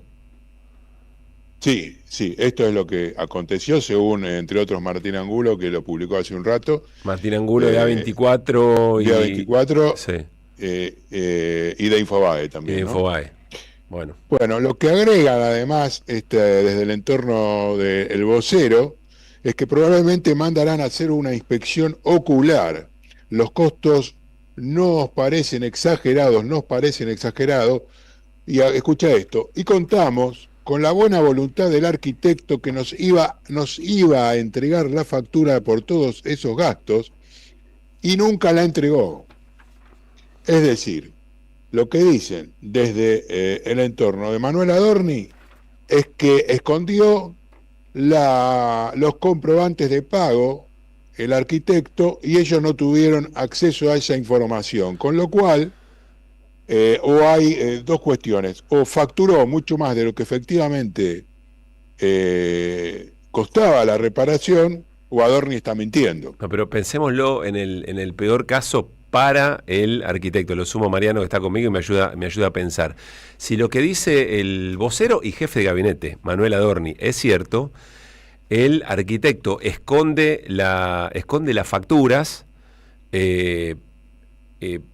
y está mintiendo y está exagerando el gasto, o sea que está hasta las manos, porque está involucrando a un funcionario de la talla de Adorni en una situación muy grave, muy delicada. O sea, si efectivamente es cierto lo que dice Adorni, está hasta las manos el arquitecto. Si efectivamente es cierto que él no gastó esa plata. Y que le está retaseando la factura, que no le da la factura, que había prometido que iba a entregar la factura y que nunca la entregó. Porque dice claramente, contamos con la buena voluntad del arquitecto, o sea, se ataja de alguna manera y, entre comillas, es una cierta amenaza sobre lo que efectivamente declaró o no. Y por último, en esta especie de declaración desde el entorno de Manuel Adorni, señalan que en caso de que esto no suceda, harán una de las denuncias que correspondan, las denuncias penales correspondientes. Perdóname un segundo, Fabián, ¿qué estamos mirando, Mariano, en un monitor? Estoy viendo ahí en C5N que están poniendo como un detalle las refacciones millonarias de la familia Adorni, están poniendo como un Excel en donde están microcemento. Sí, es el que te decía que presentó Irina Hauser. Claro, con todos los gastos. De detergente, bacha de cocina. Irina accedió a este documento. Claro, isla, lavadero, instalación de bomba. Y lo más importante, una cascada, que es lo que todos estamos resaltando. Sí, yo insisto, cualquiera puede ponerle, porque si no se malinterpreta. Cualquiera puede. Un feng shui en la casa le pone cualquiera. Si alguien quiere ponerle desde una pelo pincho o un helipuerto en su casa y lo puede hacer, son gustos. Por supuesto. No, el que puede y quiere, me parece perfecto. Acá el problema es otro. Estamos hablando de cómo hizo el jefe de gabinete en términos de ingresos, y lo que a mí más me descoloca, francamente te digo, Fabián, es si es tan grotesca la situación. Por eso la cascada suma de grotesco. No claro, por supuesto, es mucho más. Claro, es mucho más, hace más barroca la situación, digamos, claro, mucho más cargada, eso es lo que genera. Pero está claro que esta respuesta también debe haber sido coordinada de alguna manera, entiendo yo, y tener la venia de Karina y Javier Milei. No tengo ninguna duda de ella, a pesar que uno se imagina, yo alguna vez creo que dije y planteé que lo sentaron a Adorni, le dijeron a debajo de la lámpara, confesá. No sé si efectivamente esto lo había contado, pero cada día aparecen nuevas propiedades. El viejo chiste de la aloe vera, del vocero presidencial, se aplica perfectamente. No hay un final. Si pensaban que el miércoles pasado, después de la declaración y sacaban pecho de Adorni en el Congreso, se había terminado, no. Bueno, hoy a la mañana, vos me preguntabas qué había acontecido. Adorni, en general, cuando ingresaba a la sala de conferencias, entraba con una sonrisa de oreja a oreja, y si no gastaba, chicaneaba o bromeaba con alguno de nosotros. Esa sonrisa ha desaparecido. Hay una escena que no termino de comprender, vos sabés, porque Adorni tiene que saber que alguien va a preguntar por la remodelación. Sabía que iba a ir a declarar el arquitecto. Eso es lo que yo no termino de entender. Y sabía porque fueron a tratar de acordar. Claro, por eso sabía. Claro. Entonces, por eso él tenía la misma respuesta que tuvo preparada para el miércoles pasado. Volvió a aplicar la misma acción que hizo la semana pasada brindando el informe de gestión número 145. No se movió un ápice de la lectura con respecto a dos respuestas, Pablo. La primera tiene que ver con su patrimonio, asegurando que se va a presentar en la justicia, y toda la respuesta la tiene que dar ahí. En ese sentido es muy interesante lo que tuitea la colega Gabriela Pepe, señalando que el artículo 109 de la Constitución le permite explayarse sin ningún problema y no tiene ningún inconveniente en ese sentido que vaya a ser citado fuera de lo que la justicia le pide. Y por otro lado, en lo que respecta a la custodia personal y la utilización de vehículos para el movimiento de su familia, hoy respondió que eso lo tiene desde que asumió. No sabemos si asumió como gabinete, como jefe coordinador o como vocero presidencial, pero esa custodia que habíamos, no sé si vos recordás, yo la había contado allá por ya prácticamente 45 días atrás, antes inclusive unos días antes que se conociera dónde residía. Esa custodia efectivamente la tiene, y el sábado nomás, cuando el jueves, el programa de Luis Gasulla fue el viernes o el sábado, ya le soltaron la cadena y ahí la pisó de nuevo, volvió a meter la pata sobre su custodia, diciéndole a los que lo escuchaban: ustedes mezclan lo que es la vida privada con la vida de funcionario. A ver, Fabi, sobre eso puntual, después ya me han dicho de todo como si yo estuviera queriendo defender a Adorni. No, está claro que a mí me da la sensación que lo de la custodia es un poco personal, porque si la cara de la esposa de Adorni aparece en todos lados, no sé cómo son los tiempos, Fabi, ¿no? Pero si aparece por todos lados... Es mucho anterior a lo que está bien, pero quiero decir, y después si uno mira para atrás la cantidad de funcionarios y funcionarias de todos los pelajes que seguramente hicieron uso y abuso de coches oficiales, a mí me parece... Eso es parte del asunto de la política. Me parece un poco menor, pero bueno, después contrasta contra la propia mirada respecto a la casa. Contrasta contra el discurso. Contra el discurso, claro. Pero esto acá me parece... se va sumando mucha cantidad de cientos de miles de dólares. Absolutamente, ya hemos perdido el noción de la cantidad, me parece. Y ahí es donde digo, y es tan bizarro, tan grotesco, tan barroco todo, que vuelvo a la pregunta original que a mí por lo menos me desvela: ¿qué significa Adorni para Karina y para Javier Milei? Yo no creo que sea que si Adorni cae, canta. No compro eso.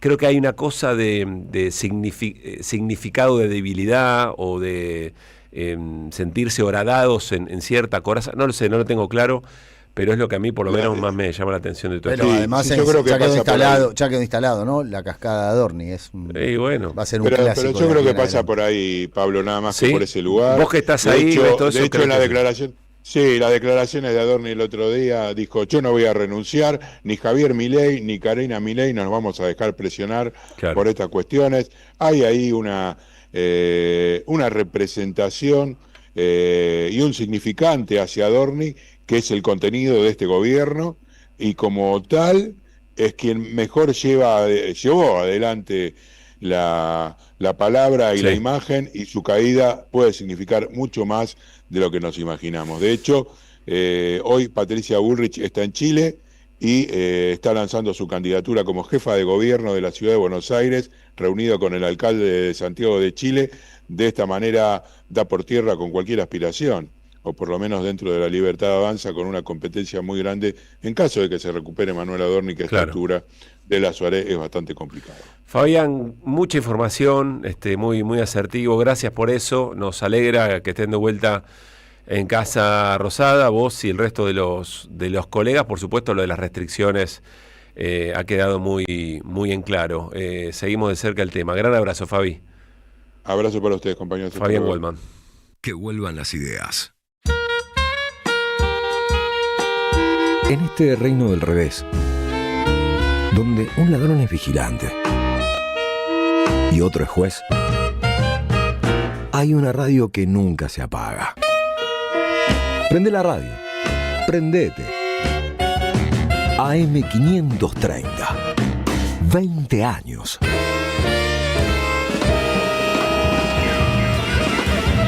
Somos radio, somos comunidad.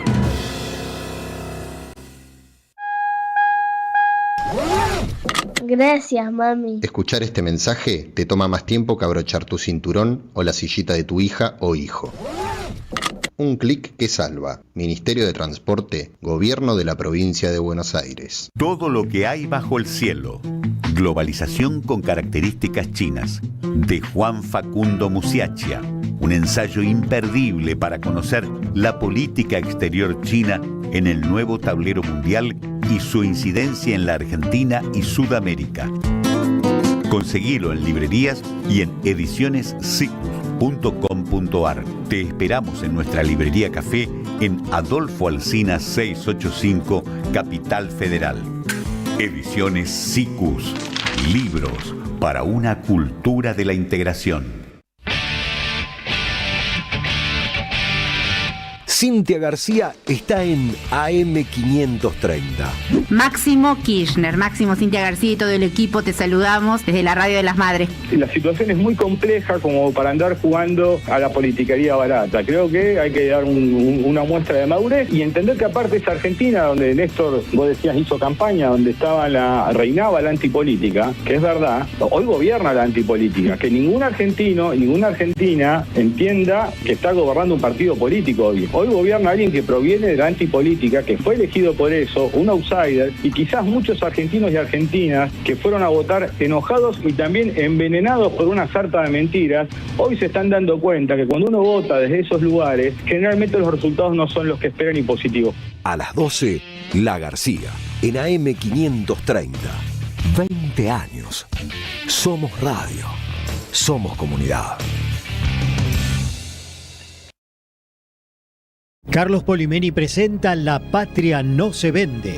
A 50 años del golpe de 1976, un viaje audiovisual por nuestra historia político-musical con la figura de Evita como guía. Una noche para emocionarse y abrazarse con otros. 11 de mayo, 21 horas, en Santa Evita, Julián Álvarez, 1479 Palermo. Entradas en Alternativa Teatral. Produce Don Narciso. Auspicia AM530. Somos Radio. ¿Sabías que estás increíblemente cerca de una de las catedrales más importantes del mundo? ¿De un teatro a la altura de la Scala de Milano? de un museo de ciencias naturales tan impactante como el Smithsonian de Washington, de un parque infantil que inspiró al mismísimo Walt Disney y de la primera ciudad planificada de Latinoamérica? Sí, todo eso lo encontrás en La Plata, además de una increíble gastronomía, los mejores planes y plazas diseñadas para enamorarte. Redescubrí La Plata. Estamos acá, increíblemente cerca. Municipalidad de La Plata. Un mensaje, un perfil falso, una conversación que nunca debió empezar. El peligro no siempre está afuera, a veces entra por Wi-Fi. Grooming, mi primera vez, una obra de teatro que habla sobre el delito silencioso que afecta a nuestros niños, niñas y adolescentes. Todos los lunes a las 20 horas en Teatro Itaca, Humahuaca 4027. Lo importante es estar informados sobre este tema. Adquirí tus entradas por Alternativa Teatral. Tronador. Agua mineral, botellones y dispensers para el hogar y la oficina. Hacé tu pedido al 4201-2627 o mandanos un mail a info@aguatronador.com.ar. Tronador, agua de mesa envasada. 12 de octubre 632 en Avellaneda. Que vuelvan las ideas. Hasta las 18. Ideas que regresan en el magazine informativo de la 530. Que vuelvan las ideas. Que vuelvan las ideas. Que vuelvan.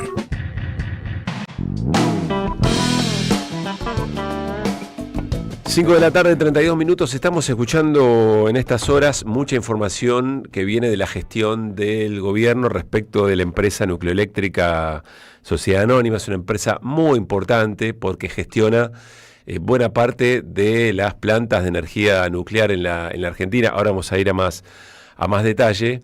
Y lo que está trascendiendo en las últimas horas son denuncias que tienen que ver con gastos con las tarjetas de la propia empresa muy desmedidos, de todo tipo, hasta retiros en efectivo que no se explican, viajes a distintos países, etcétera, etcétera.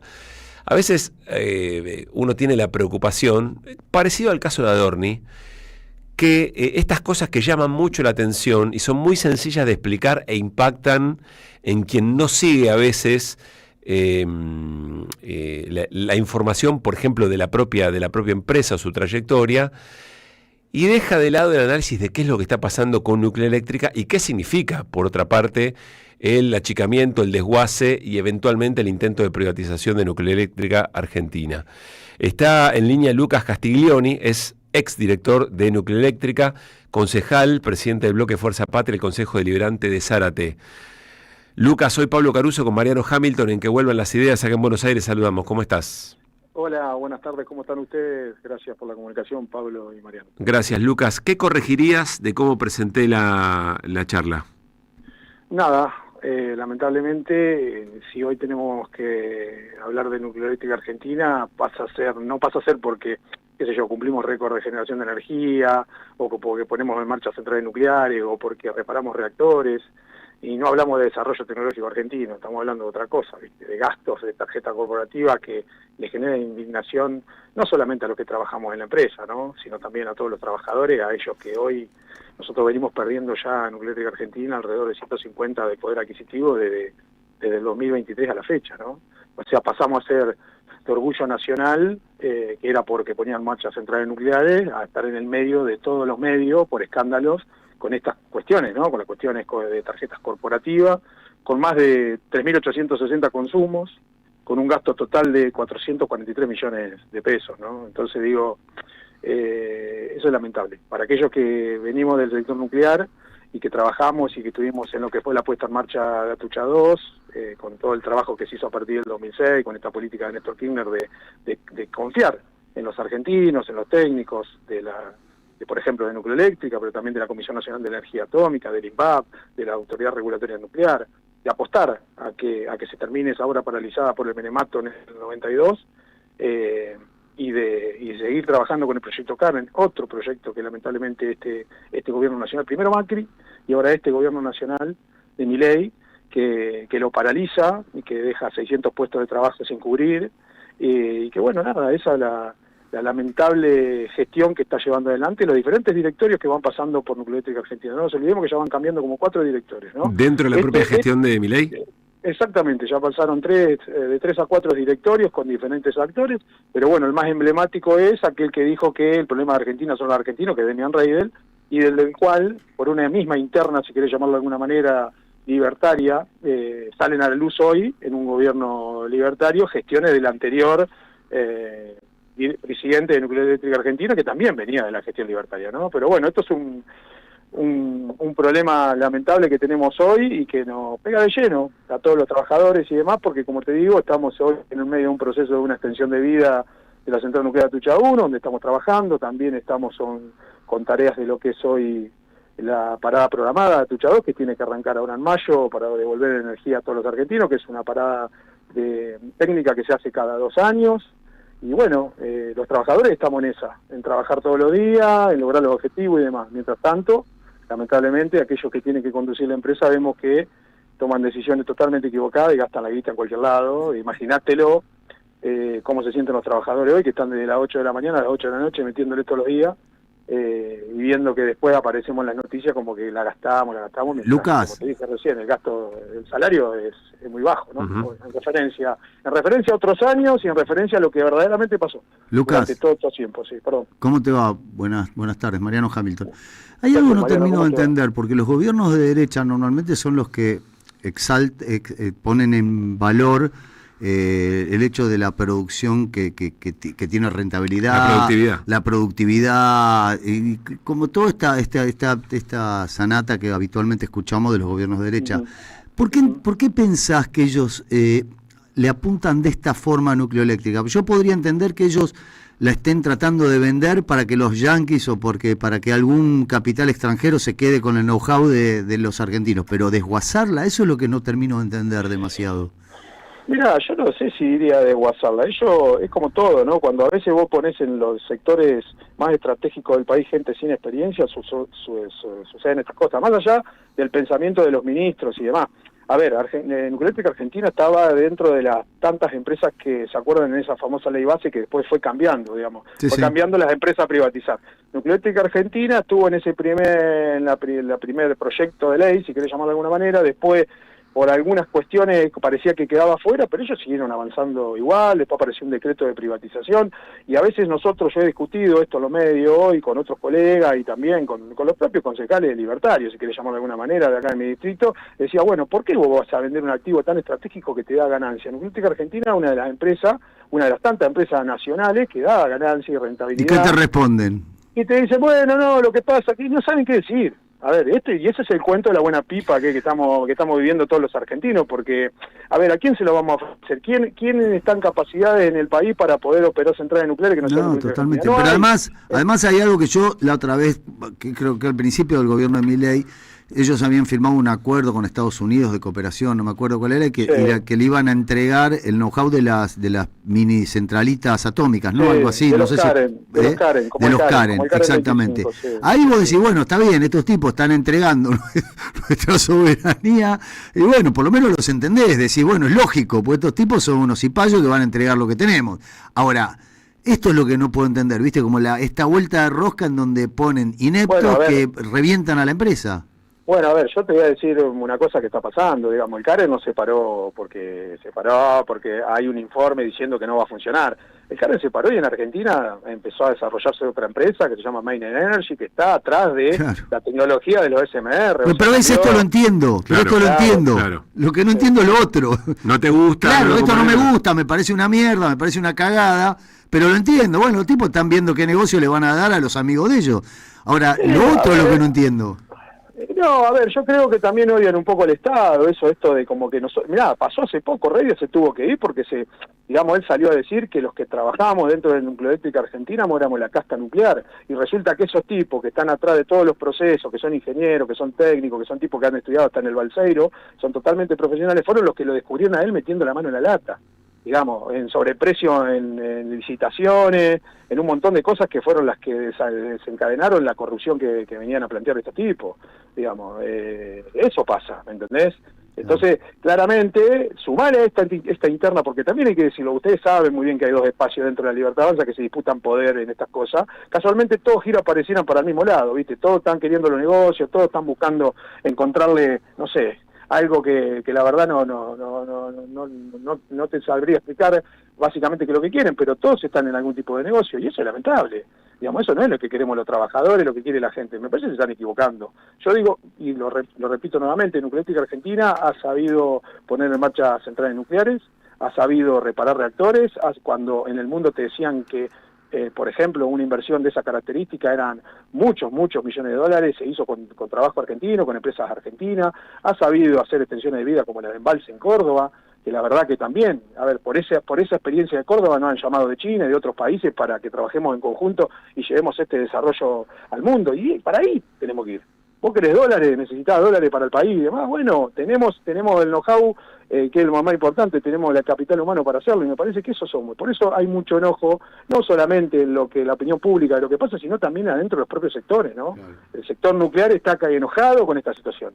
No se siente cómodo en esta situación porque no son lo que primero salieron a decir, y segundo porque no van a bajar la guardia para que vuelvan a pasar estas cosas como la que pasó con Reyes, ¿no? Lucas, estamos charlando con Lucas Castiglioni, fue director de Nuclearética Argentina, actualmente es concejal y presidente del bloque Fuerza Patria del Consejo Deliberante de Zárate. ¿A cuánto estamos de un punto de no retorno respecto de lo que Nuclearética Sociedad Anónima y del plan nuclear que efectivamente había recuperado la Argentina? A ver, el tema es que todo lo que vos ves en marcha hoy es el famoso plan nuclear que se hizo con el gobierno anterior, que se pensó. Hoy te invito a entrar a la página Nuclearética Argentina y pregunta y chequear lo que el documento del plan nuclear o el destino de los próximos proyectos de Nuclearética Argentina. Son los que se hicieron con el gobierno anterior. Todo lo que dijo Reidel de los famosos reactores nucleares, de la IA, del enfriamiento y todo lo que escucharon, sí. No hay nada. Y ese es el problema que tenemos los argentinos, porque ya pasaron unos cuantos años, Nuclearética Argentina y el Estado Nacional necesita pensar en nuevas fuentes de energía, también de origen nuclear. En el mundo se están desarrollando, China es uno de los más avanzados, pero hay naciones que están pensando en desarrollo nuclear para su energía, para su base de energía, y me parece que nosotros, sabiendo que hicimos la extensión de vida de Embalse, y ahora la de Atucha 1, nos quedan 20 años para pensar en nuevas centrales nucleares en el país. Y me parece que es para ahí donde tiene que ir la política en todo su conjunto, más allá de las diferencias que tengamos, pero ese es el punto de no retorno. Si nosotros no pensamos de acá a 20 años lo que queremos en Argentina en la tecnología nuclear, la verdad que vamos a fracasar. Lucas, si no tenés el dato no pasa nada, pero ¿qué porcentaje implica hoy la generación de energía, o sea, nuclear? Sí. En la matriz energética. En la matriz general. Del 7 al 10. Nosotros podríamos estar desarrollando mínimo lo que se había pensado antiguamente, 2 centrales nucleares de 1.200 megavatios de potencia, que estamos hablando de los 2.400. Eso era Atucha 3 y... Atucha 3 y Atucha 4, y ahí pasaríamos a un 15, a un 17, a un 20, ponele, ojalá.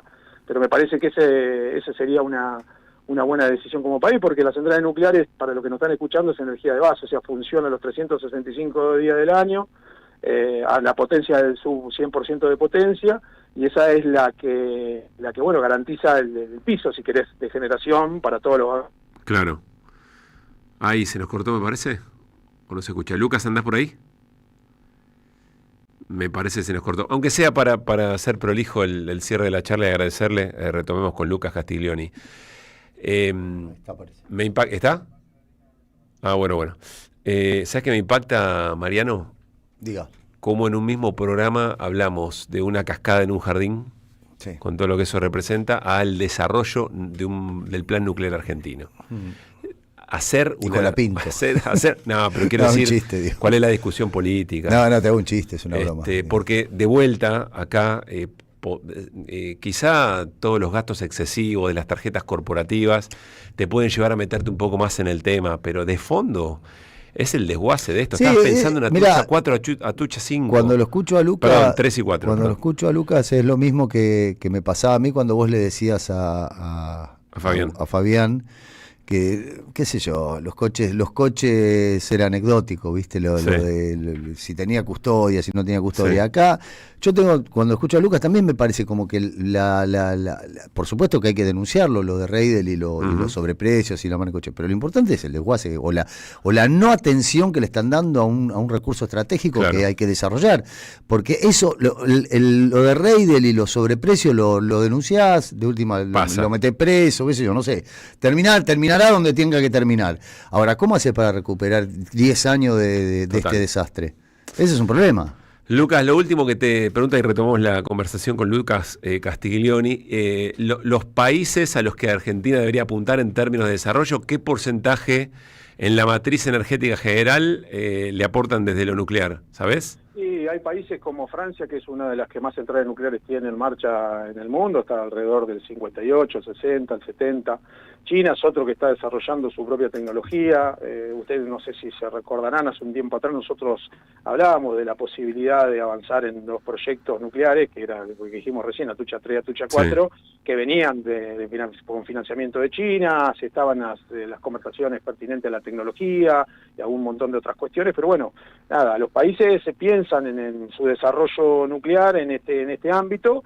Y también hay que decirlo, nosotros somos un país que no proliferamos la tecnología nuclear, la utilizamos para generación de energía, para investigación, para desarrollo, el trabajo que hace la CONEA es maravilloso, también en el ámbito nuclear.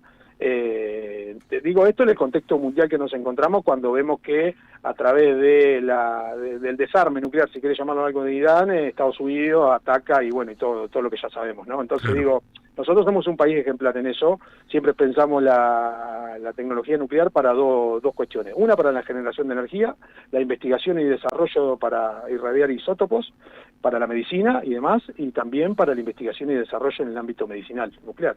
O sea, somos país de vanguardia en eso, y me parece que no avanzar en ese sentido, digamos, vamos a desperdiciar tantos y tantos años de investigación y desarrollo de tanta gente que ha sabido hacer las cosas muy bien en el país. No hablamos tanto ahora con Lucas, pero subrayo, lo mencionó Lucas, el deterioro salarial de los sí, los tipos que se han ido porque no se alcanzaba la guita y con razón quieren buscar un mejor destino.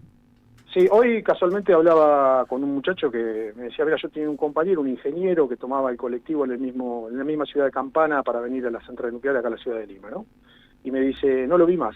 Y ayer recibí un mensaje que se fue a trabajar a otra empresa que tiene que ver con el petróleo, importante, porque claramente en su currículum no solamente tenía el título de ingeniero mecánico, sino que también hablaba de que había trabajado un tiempo en nuestra empresa. Claramente la formación que nosotros hacemos de recursos humanos en Nucleoeléctrica Argentina es muy buena, y al hacer muy buena y también en cumplir los procedimientos de las normas internacionales y de también nuestra autoridad regulatoria nuclear, hace de que sea un perfil bastante importante para afuera, digamos, para aquellos lugares donde hoy se puede conseguir trabajo, ¿no? Porque también afuera está complicada la mano en nuestro distrito y imagino que en todo el país de la misma manera, ¿no es cierto? Lucas, gracias por este rato. Te mandamos un abrazo grande. Gracias a usted por la comunicación y a disposición como siempre. Lucas Castiglioni fue director de Nucleoeléctrica Argentina, de eso estábamos hablando. Actualmente es el presidente del bloque de Fuerza Patria en el Consejo Deliberante de Zárate. Que vuelvan las ideas. Que vuelvan. Hasta el inicio.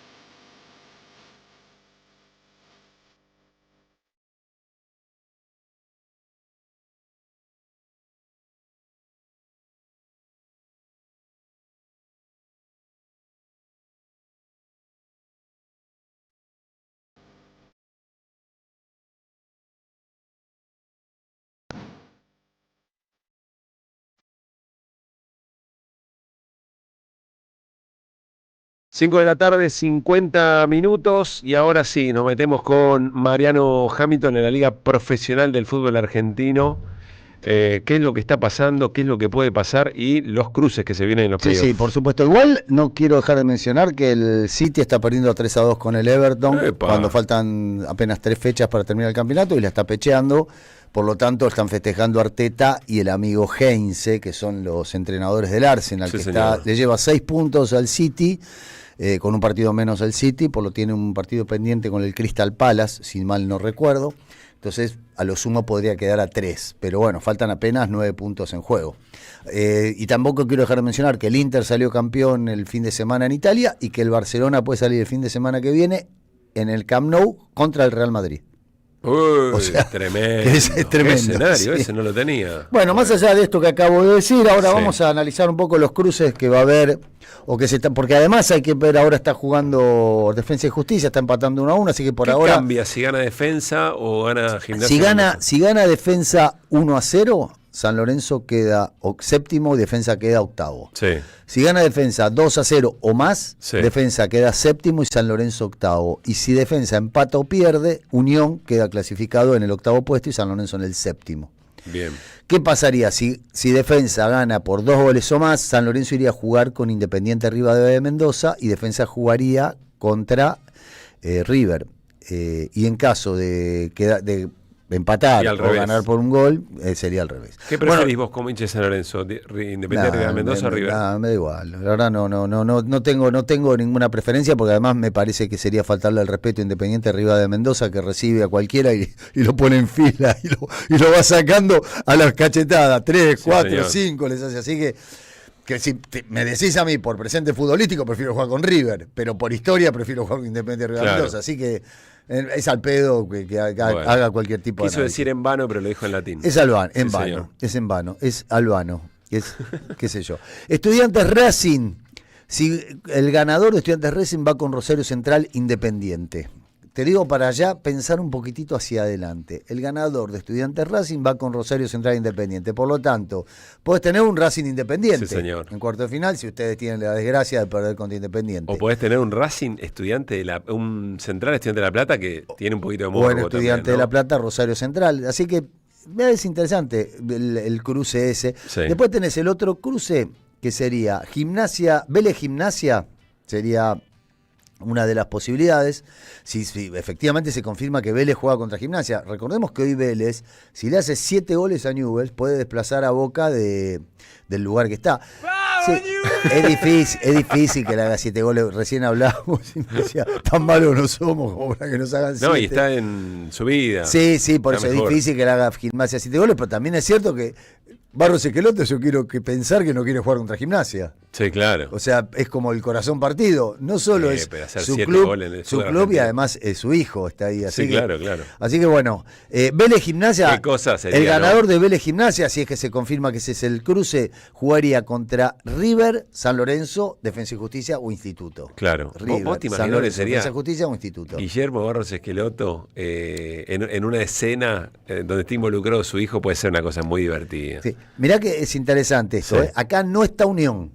O sea, no es que es River, San Lorenzo, Defensa y Justicia, Instituto y Unión. No. Unión no entraría en esta ecuación, sea cualquiera la mezcla de resultados que se puedan dar.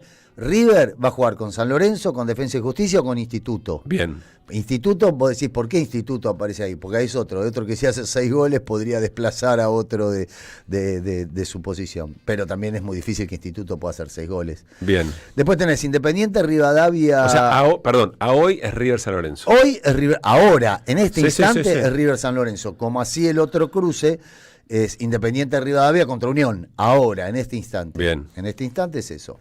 Entonces, Independiente Rivadavia ahora, en este instante es contra Unión, jugaría contra el ganador de River, San Lorenzo, Unión, Instituto.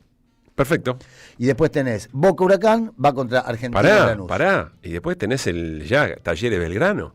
Claro, pero Talleres Belgrano estamos en el Talleres Belgrano es el clásico cordobés que se juega ahora, no estamos pensando en el próximo cruce, estamos pensando Pero en el no lo cordobés. saltemos, que ya quedó estipulado por que el supuesto. primer Sí, el playoff. primer partido y es en Córdoba. Sí, claro. No, pero digo es local Talleres, quiero decir. Sí. Más allá de que Belgrano haya sacado más puntos, Talleres es el que va a ser local porque quedó quinto y el otro quedó cuarto y Belgrano quedó quinto. Qué partido lindo ese, ¿eh? Sí. ¿Vos pensás que no deberían aceptar que vayan visitantes a ese partido, teniendo en cuenta que es en Córdoba y que son los dos? Yo creo que en playoffs, si los distribuyen bien, lo que pasa es que hay copa. Se está jugando mucha Copa, entonces tienen que concentrar mucho los partidos, pero playoff, así como en Copa Argentina, podrían, ¿no? Invitar, sí, yo creo que también debería haber, pero bueno, qué sé yo.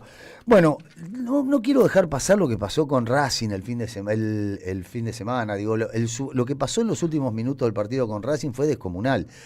El gol de Caicedo adelantado 10 centímetros, después el gol de Tigre anulado, el cabezazo, no me acuerdo, de un jugador de Tigre que pasó a 1 centímetro, que le arrancó la pintura al poste de Fatura Brown. Realmente el final fue muy emocionante, con la gente de Racing enloquecida, insultando a los jugadores y después insultando a la comisión, no dejémoslo pasar. Milito cayó en desgracia, parece también. El único que sale indemne siempre es Costas. Fíjate, jugadores. Sí. No, y además lo aplauden, a Costa cuando se va lo aplauden. Y después tenés la comisión. Sí, esas fueron eso fue lo. Otra cosa que no quiero dejar destacar es el 0-1 de River contra Atlético Tucumán, lo mal que jugó River y lo bien que plantea el partido de Atlético Tucumán. Igual, acá quiero hacer una salvedad. Estos partidos son en donde vos elogiás el planteo de San Martín de Atlético Tucumán porque ganó 1-0. Si hubiera perdido 2-1, decía, ¿qué equipo timorato? No salió a hacer nada, no salió a buscar. Atlético Tucumán salió a hacer un gol y después colgarse el travesaño, como hacen habitualmente los equipos. ¿Qué hubo? ¿Gol de quién, che? ¿3-3? Acaba de empatar el City, bueno, contra el Everton. No sé cuántos minutos quedarán de descuento. A ver si me chiflan ahí. ¿Hay mucho descuento? Ya está, dicen que no queda nada. Bueno, 3-3, así que en este momento está quedando a 5 puntos del Arsenal. Bueno, volvamos al fútbol local. ¿Quién está mejor perfilado para vos, o quiénes van mejor encarrilados? Después partido va, partido viene, pero para llegar a la final. Qué pregunta. Y yo ya te dije, ahora me tendría que subir otra vez al barquito de Gimnasia, que me había bajado en el medio, porque habían echado al técnico, que a mí me gustaba como ese equipo, pero este juega mejor. Y el equipo es muy bueno, el de Gimnasia, es muy bueno de verdad, tiene un muy buen equipo. Yo recuerdo el partido que lo echaron al entrenador anterior, que había perdido 3-0 con Huracán. Había jugado un partidazo Gimnasia, un partido para ganarle 8-3 a Huracán. Lo que pasa es que no le metió un gol ni a... Lo pongo a Gimnasia. Yo creo que Gimnasia es un taller. Lo que pasa es que juega con Vélez, que además está en baja Vélez. Entonces ahí hay una... ¿Independiente Rivadavia? Digo, para llegar, ¿no? Ya vamos a hacer el fixture Rivadavia que está con Copa, ¿viste? Eso es lo que a mí me da como cierta duda. Es un plantel corto, está con Copa. Pero bueno, la verdad que Independiente Rivadavia está puntero en la Copa, está arrasando en el torneo, qué sé yo. El equipo de Berti, Boca es otro que está bien, tiene una llave bastante confortable para llegar hasta... A ver, confortable, nada es confortable. Tenés que jugar contra Huracán, después tenés que jugar contra Talleres y Talleres o Belgrano. Pero bueno, uno imagina que teniendo en cuenta que va a definir en casa, es como tenés un poquitito la cosa más allanada. ¿Terminó 3-3 acá el asunto? Sí, acaba de terminar 3-3 el Arsenal contra el City. Vamos a actualizar que Gimnasia de Mendoza y Defensa y Justicia están 1-1 y ya no me queda más tiempo para nada. Nico me acaba de decir por la cucaracha, como se dice habitualmente. Sí, chau, hasta mañana. Bueno, qué sé yo, hay 20 cosas para decir. De Independiente 2 San Lorenzo 1 no hablaste mucho. No, de Independiente 2 San Lorenzo 1 lo único que voy a decir es que son esos clásicos partidos del fútbol argentino en donde si Independiente ganaba 3-1, como ganó 2-1, porque ganaba 3-1, 4-1, estaba bien. Si empataban 2-2, 3-3, estaba bien. Y San Lorenzo ganaba 2-1, 3-1, 4-1, estaba bien. ¿Por qué? Porque los dos llegaron, los dos del partido es muy parejo y el diferencial está en quién hace el primer gol. El que hace el primer gol saca la diferencia. Lindo partido. El partido fue entretenido, estuvo bien. Bueno, muy bien. Esta es la jugada de la expulsión de... Sí, a ver qué te parece. A ver, en los 20 segundos. Le estoy diciendo para Vicente, la gente que la está viendo por YouTube, acaban de poner la jugada de la expulsión la vi, pero no protesta. Eso es lo único que a mí... En la cancha para mí fue penal, en la tele para mí fue penal, en todos lados fue penal, pero me llama mucho la atención la actitud de Cuello. Segunda amarilla por simular, ¿no? Se acomoda las medias, pero para mí es penal, en todos lados es penal para mí. ¿Qué querés que te diga? Yo estaba preguntándome si el árbitro cobraba tiro libre o penal, digamos, ¿no? Claro. Esa era mi duda. Pero no simulación. Yo en la cancha la vi adentro y vi penal. La ve ahí, nadie la revisa, Cuello no protesta. Es raro, todo es raro. Pero bueno. Bueno, mi amigo. Igual yo lo quiero dejar solamente un detalle para el futuro. Dóvalo dirigió a San Lorenzo en 10 ocasiones, empató 4 veces y perdió 6. Bueno. Así que no es un dato menor. Me gustaría que los dirigentes de San Lorenzo dijeran Dóvalo no. Independiente hace cuántos años no le gana a San Lorenzo Independiente, por otra parte. No, está bien, eso es cierto. Mi amigo, Pásela muy bien. Gracias, Caruso. Usted también, vaya a QR. Ansío nuestro encuentro del viernes.